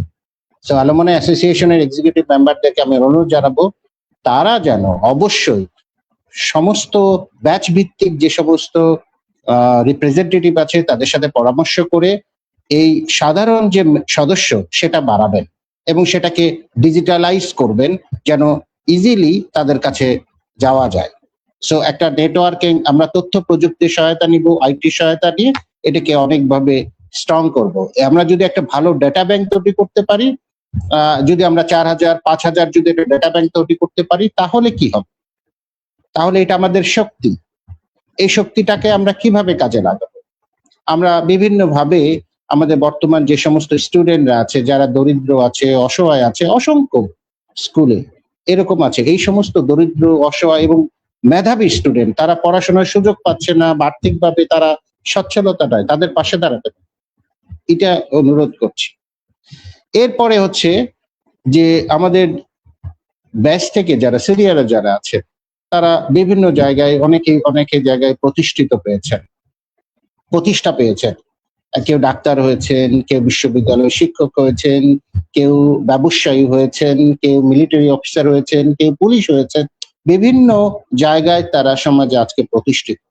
তাদের এই প্রতিষ্ঠার পেছনে কিন্তু বিশাল এক অধ্যায় বা একটা সংগ্রাম রয়েছে। এই সংগ্রামে কি সংগ্রাম, সেটা কি অধ্যাবসায়, কিভাবে তুমি আজকে এইভাবে আসলেন, এই গল্পটা যদি বর্তমান স্টুডেন্টদেরকে জানানো যায়, তাহলে কিন্তু তারা আরো অনুপ্রাণিত হবে, উৎসাহিত বোধ করবে এবং তারাও চিন্তা করবে যে আমাদের সফল হতে গেলে আমাদের এই কষ্ট, এই সংগ্রাম আমাদের চালিয়ে যেতে হবে। এবং সর্বোপরি মনে রাখতে হবে যে আর্ম পুলিশ ব্যাটালিয়ন স্কুলের যে অ্যালুমনি অ্যাসোসিয়েশন, এটা শুধু একটা স্কুল নয়, এটা আমাদের সকলের পরিবার। এই পরিবারটাকে বাঁচিয়ে রাখার দায়িত্ব আমার, আপনার, আমাদের সকলে।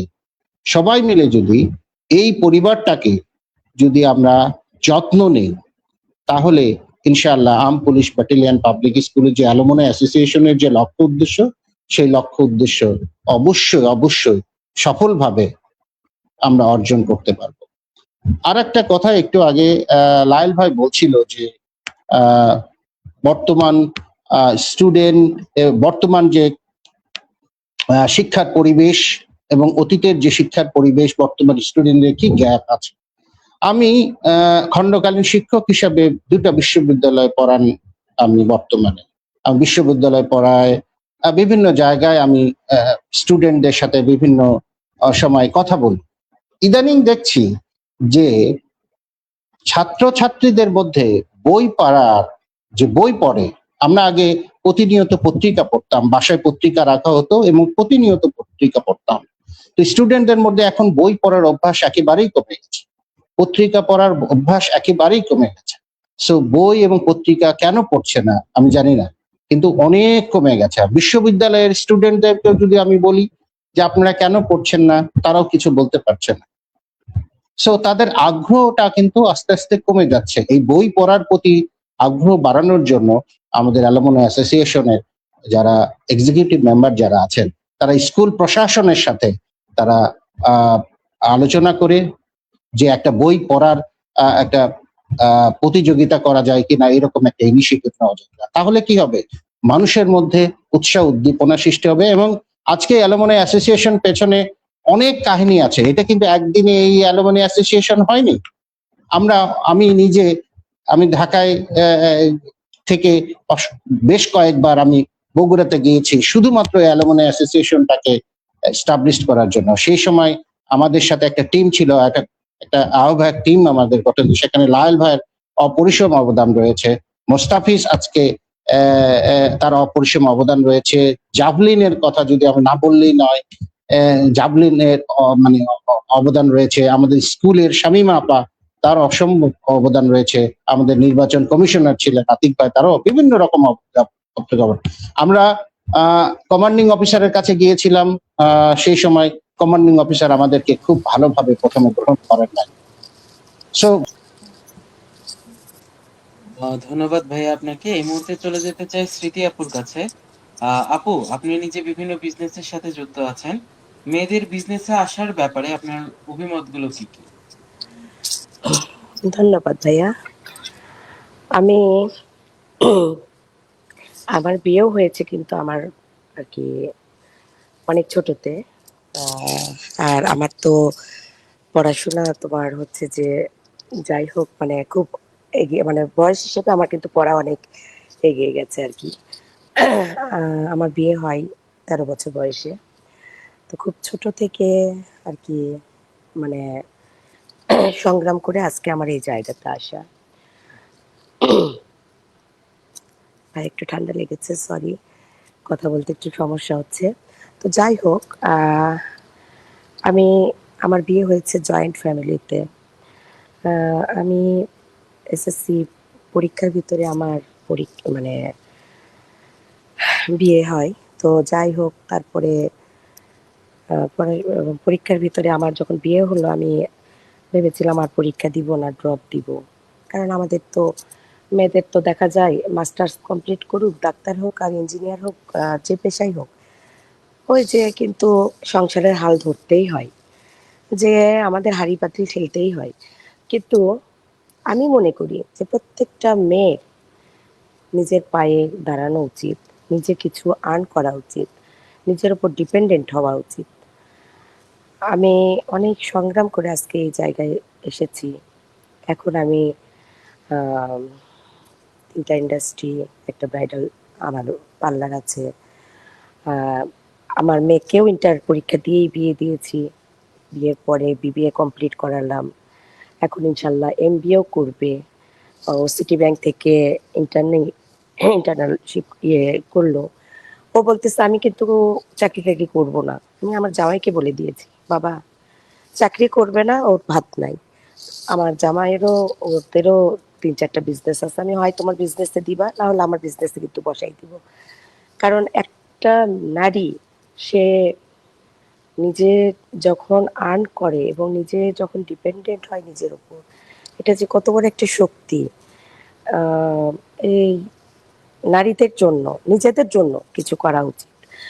আর আমি চাই যে আমাদের যে অ্যাসোসিয়েশন, এই ইয়ে আছে আমাদের স্কুলের, কেন আমি সমগ্র দেশের আর কি ইয়ে করি, যে সব নারীরা নিজেরা কিছু না কিছু করুক। এবং মেয়েদের কপাল, একটা কথা আছে, মেয়েদের কপাল সকাল আর বিকাল। আজকে হয়তো অনেক বড় মানে বড় অবস্থানে সে আছে, কালকে যে তার ভাগ্য একদম, মানে তাকে রাস্তায় দাঁড় করাবে না এমন কোনো কিছু নাই। এই জন্য প্রত্যেকটা মেয়ে শিক্ষিত হওয়া দরকার, কারণ শিক্ষাটা কিন্তু কেউ কেড়ে নিতে পারবে না। আর মেয়েরা প্রত্যেকে কিছু করুক, আমি এটা সবসময় কামনা করি। ধন্যবাদ। পরীক্ষা, শিক্ষার্থীরা এইচএসসি এবং অ্যাডমিশনের প্রিপারেশনটা কিভাবে নিলে তাদের জন্য আরো বেশি ভালো হয়, এ ব্যাপারে যদি আপনার মতামত প্রকাশ করতেন। আচ্ছা ভাইয়া ইশতিয়াক, শুনতে পাচ্ছ আমার কথা? হ্যালো। শোনা যাচ্ছে। আচ্ছা। আচ্ছা, আমাকে প্রশ্ন করা হলো যে এইচএসসি প্রিপারেশন বা অ্যাডমিশনের জন্য প্রিপারেশন কেমন নিলে ভালো হয়। আমি এর আগে একটা প্রশ্নের উত্তর কমেন্টসে একটা প্রশ্ন দেখেছি যে হাসিবুল ইসলাম নামে কেউ একজন প্রশ্ন করেছেন। সবাই খুব ভালো ছাত্রছাত্রী ছিলেন। আহ কারো স্কুল পালানো দুষ্টুমির স্মৃতি নেই নাকি আপনাদের সময় এমন দুষ্টুমি ছিল না? তো আমি ভাইয়ার উত্তরে বলতে চাই যে স্কুল পালানো বা দুষ্টুমি করার অনেক হিস্ট্রি আমাদের সময়ও ছিল। আ- আমাদের ব্যাচমেটরা মানে আমার কখনো এরকমের হিস্ট্রি নেই, তবে আমার ব্যাচমেটরা প্রচুর এরকম করতো, বিশেষ করে ছেলেরা করতো। পেছনের গেট দিয়ে, সেই এল শেপ বিল্ডিং এর পেছনের গেট দিয়ে সবাই পালাইতো, আবার একটা সময় ফিরে আসতো। আহ স্কুলের গাছ থেকে কাঁঠাল পেড়ে খাওয়া, সেই গন্ধ নিয়ে স্যারদের তাদেরকে ধরা পাকড়াও করা, তারপরে মারা, অনেক শাস্তি দেওয়া, সারাদিন কান ধরে দাঁড় করায় রাখা, অনেক ধরনের দুষ্টামিও ছিল, পানিশমেন্টও ছিল সেই সময়। তবে আমার এরকমের কোনো হিস্ট্রি ছিল না। আর এই পর্যায়ে আমি ইশতিয়াকের প্রশ্নের উত্তর দিতে চাই। সেটা হলো এইচএসসি প্রিপারেশন এবং অ্যাডমিশনের প্রিপারেশন ব্যাপারে। আমার কাছে মনে হয় যে অ্যাডমিশনের প্রিপারেশনটা হলো সব পড়াশোনার চাইতে একটু আলাদা। এবং আমি যতজনকে আমি রাজশাহী বিশ্ববিদ্যালয়ের একজন শিক্ষক হিসেবে অনেক ছাত্র পড়ানোর অভিজ্ঞতা আমার এই বয়সে হয়ে গেছে, তো সবাইকে আমি একটা কথা বলি যে বিশ্ববিদ্যালয়ে ভর্তি হওয়ার জন্য, চান্স পাওয়ার জন্য যেটুকু পড়াশোনা করতে হয় 3 মাস বা 4 মাসের মধ্যে, এটা ওই ছোট ওয়ান থেকে শুরু করে ক্লাস ইন্টারমিডিয়েট পর্যন্ত তাদের যা পড়াশোনা করতে হয়, যদি তার চাইতে বেশি পড়াশোনা না করে তাহলে হয়তোবা বিশ্ববিদ্যালয়ে চান্স পাওয়া সম্ভব হয় না। আমার কাছেও আমার মনে হয় যে আমি যখন পড়াশোনা করেছি তখন স্কুল এবং কলেজে যে ভলিউমে, যে কোয়ান্টিটিতে আমি পড়াশোনা করেছি তার চেয়ে অনেক বেশি পড়াশোনা করেছিলাম অ্যাডমিশনের প্রিপারেশনের জন্য। এবং এখন আমি যেটা বলি যে যদি কোনো অ্যাডমিশন দিবে এরকম স্টুডেন্ট অ্যাপ্লিকেন্টের চেহারা তার আত্মীয় স্বজন ভুলে না যায়, তাহলে তার বিশ্ববিদ্যালয়ে চান্স হবে না বলে আমার ধারণা। তার মানে তাকে সবসময় ঘরে থাকতে হবে এবং পড়াশোনার সাথে ইনভলভ থাকতে হবে, এবং অবশ্যই স্ট্র্যাটেজিক হইতে হবে যে ঠিক সে কোথায় যেতে চায় সেই গোলকে সামনে রেখেই আগাতে হবে। অনেকে আছে যে পড়াশোনা করে এমন ধাসে যে বুয়েটের জন্য প্রিপারেশন নিলাম বা ইঞ্জিনিয়ারিং এর জন্য প্রিপারেশন নিলাম, তারপরে যেখানে হয় হবে, তারপরে তার বিশ্ববিদ্যালয় হয় না, ইঞ্জিনিয়ারিং ও হয় না। মেডিকেলেও এমন আছে যে মেডিকেলের প্রিপারেশন নিলাম, এরকম হয় না। তো যেখানে হয় হবে, এই টেন্ডেন্সি যাদের থাকবে তাদের আসলে চান্স হওয়াটা খুবই কঠিন হয়ে যায়। আমি অনেককেই দেখেছি যে স্কুল এবং কলেজে খুবই এক্সট্রা অর্ডিনারি স্টুডেন্ট ছিল, সব শিক্ষকের প্রিয় ছিল, তার সবসময় রেজাল্ট ভালো ছিল, বাট বিশ্ববিদ্যালয়ের চান্স তাদের হচ্ছে না। তাদের এই টেন্ডেন্সিটা অনেক বেশি থাকে যে যেখানে হয় হবে, এরকম একটা ব্যাপার। আর আমার কাছে মনে হয় যদি ক্লিয়ার গোল থাকে তাহলে সেটা অ্যাচিভ করা বেশি সহজ হয়। আমার ক্ষেত্রে আমার যেমন হয়েছিল যে আমি সাইকোলজি পড়বো, এবং সাইকোলজি শুধুমাত্র রাজশাহী ইউনিভার্সিটির সাইকোলজি পড়বো। আমি অন্য কোনো বিশ্ববিদ্যালয়ে অ্যাডমিশন টেস্ট দেই নাই, শুধু সাইকোলজি পড়বো বলে। এবং আমার প্রিপারেশন সাইকোলজি বেসড, সাইকোলজিকে ফোকাস করেছিল, যার কারণে হয়তো আমি ফার্স্ট টাইম চান্স পেয়েছি। এবং সাইকোলজিতে আমি রেজাল্ট অনেক ভালো করেছি, এখান থেকে ফার্স্ট ক্লাস ফার্স্ট হয়েছি এবং তারপরে বিশ্ববিদ্যালয়ের শিক্ষক হতে পেরেছি। তো আমার মনে হয় যে এই রকমের ইন্সপায়ারিং হিস্ট্রি গুলাও আমাদের জুনিয়রদের মাঝে তুলে ধরা উচিত, যে যারা বিশ্ববিদ্যালয়ে পড়েছে বা উচ্চশিক্ষা নিয়েছে তারা ঠিক কি পার করে, কোন সিচুয়েশনের মধ্যে দিয়ে এ পর্যন্ত এসেছে। এটা আমার মনে হয় যে ছোটদের সাথে শেয়ার করাটা অনেক ভালো হবে। ধন্যবাদ ভাইয়া ইশতিয়াক। ধন্যবাদ আপু আপনাকে। এই মুহূর্তে আলোচনার শেষ মুহূর্তে পৌঁছে গেছি মোটামুটি আমরা। আসলে স্কুল লাইফের কথা বলতে গেলে আমরা প্রত্যেকেই অনেক বেশি স্মৃতিকাতর হয়ে উঠি, যার কারণে আসলে কথাগুলো শেষ হয় না। আমরা হয়তো পরে অন্য কোনো পর্বে আবার এসব নিয়ে বসবো। আজকের মতো আলোচনা শেষ মুহূর্তে সবার কাছে আমার একটা প্রশ্ন, সেটা হচ্ছে বর্তমান শিক্ষার্থী ও অ্যালামনাই সদস্যদের জন্য আপনাদের ছোট কিছু বার্তা যদি শেয়ার করতেন। প্রথমে ফিরোজ ভাইয়ের থেকে শুনতে চাচ্ছি। শুনতে পাচ্ছ আমাকে? জি ভাইয়া, শুনতে পাচ্ছি। আচ্ছা, অ্যালামনাই অ্যাসোসিয়েশনের এটার সঙ্গে 2024-এর অক্টোবর বা সেপ্টেম্বর ওই সময় থেকে যুক্ত হয়ে যা ফিল করছে সেটি হচ্ছে অ্যালামনাই অ্যাসোসিয়েশন জাস্ট একটা এক্সিকিউটিভ কমিটি বা একটা শ্রেণী প্রতিনিধি বা একটা উপদেষ্টা পরিষদ, এদের মধ্যেই মানে যে কোনো কিছু সীমাবদ্ধ না রেখে এটিকে ওয়াইড স্প্রেড এবং সার্বজনীন করতে হবে। সবাইকেই অ্যালামনাই অ্যাসোসিয়েশনের প্রতি আকৃষ্ট করতে হবে ইন জেনারেল, নট জাস্ট যে এক্সিকিউটিভ কমিটি কিংবা উপদেষ্টা পরিষদ কিংবা ওই কি বলে ব্যাচ প্রতিনিধি এইরকম।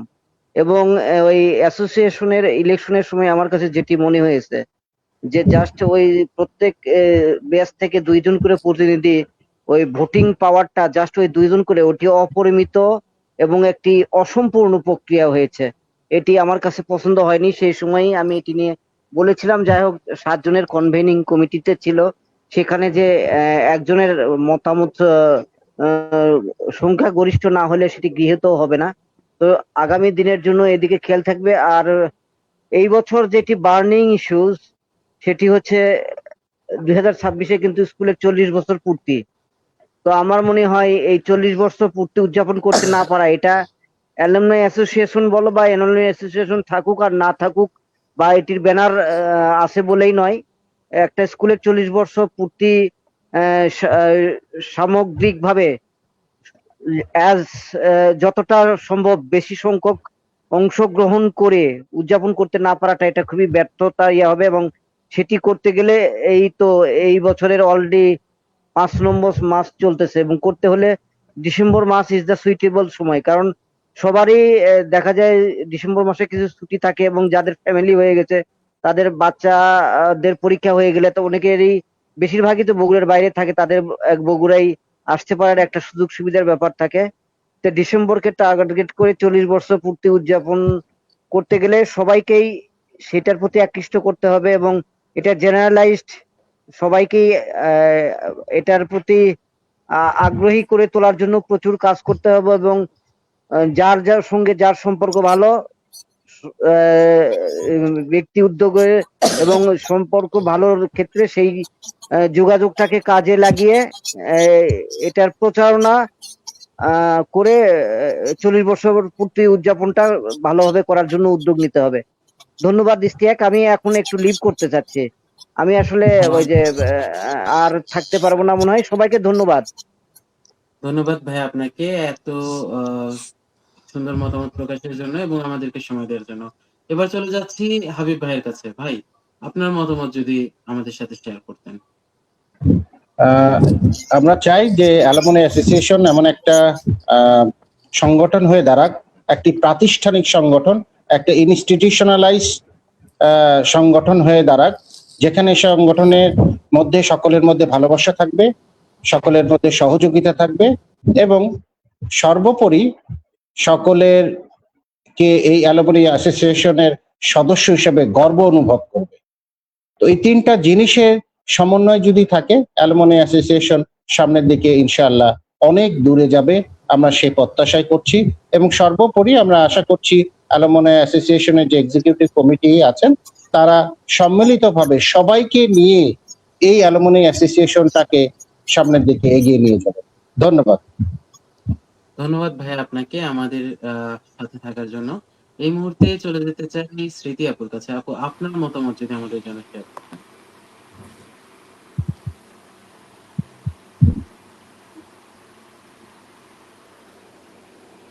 আপু, আমাকে শুনতে পাচ্ছেন?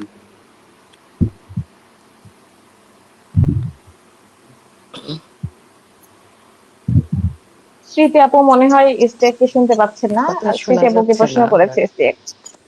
আচ্ছা, স্মৃতি আপু শুনতে পাচ্ছেন এখন? আচ্ছা, মনে হয় হয়তোবা আপুর নেটওয়ার্কের কানেকশনের প্রবলেম। সমস্যার জন্য আপুর একটু প্রবলেম ইশতিয়াক, হচ্ছে। আপু আসলে আমরা আবার জিজ্ঞেস করবো। আপু, ইশতিয়াক, আমি আরেকটা জিনিস একটু তোমাকে একটু বলি। সেটা হচ্ছে ফেসবুকে কিছু কমেন্টস আসছে, সেই কমেন্টস গুলোকে অনার করা উচিত আমার বলে মনে হয়। তো তাদের কিছু কোশ্চিন মনে হয় আছে, খুব দ্রুত যদি সেগুলোর অ্যান্সার দেওয়া যায় তাহলে খুব ভালো হয়, যদিও খুবই সময় সীমিত।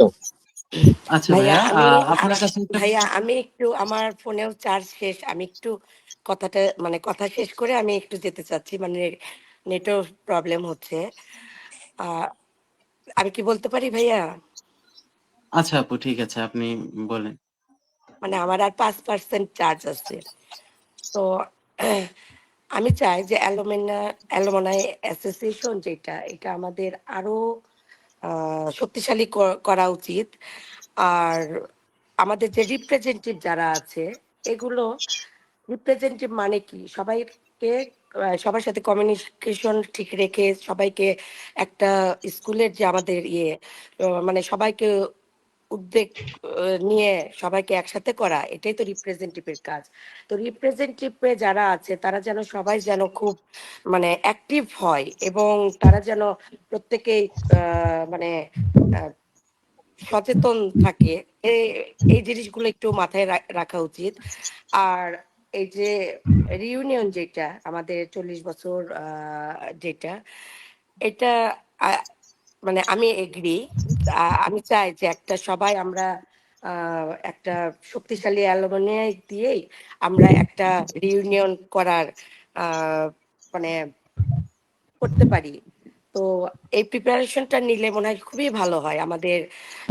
মানে একটা কমিউনিকেশন যে গ্যাপটা আমাদের এতদিন ছিল, আমরা আশা করি এই গ্যাপটা আমাদের পূরণ হয়ে যাবে।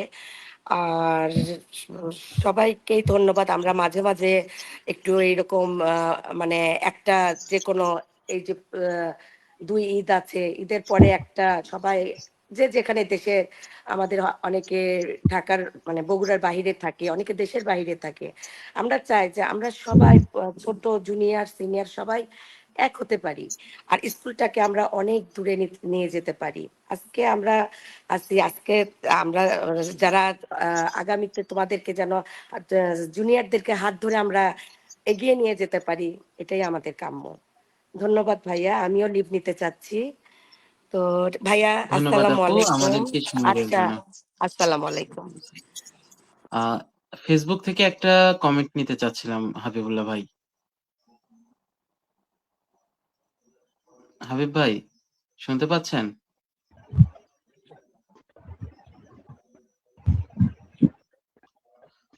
হাবিব ভাই শুনতে পাচ্ছেন কি? এখন শুনতে পাচ্ছি, একটু আগে শুনতে পাচ্ছিলাম না।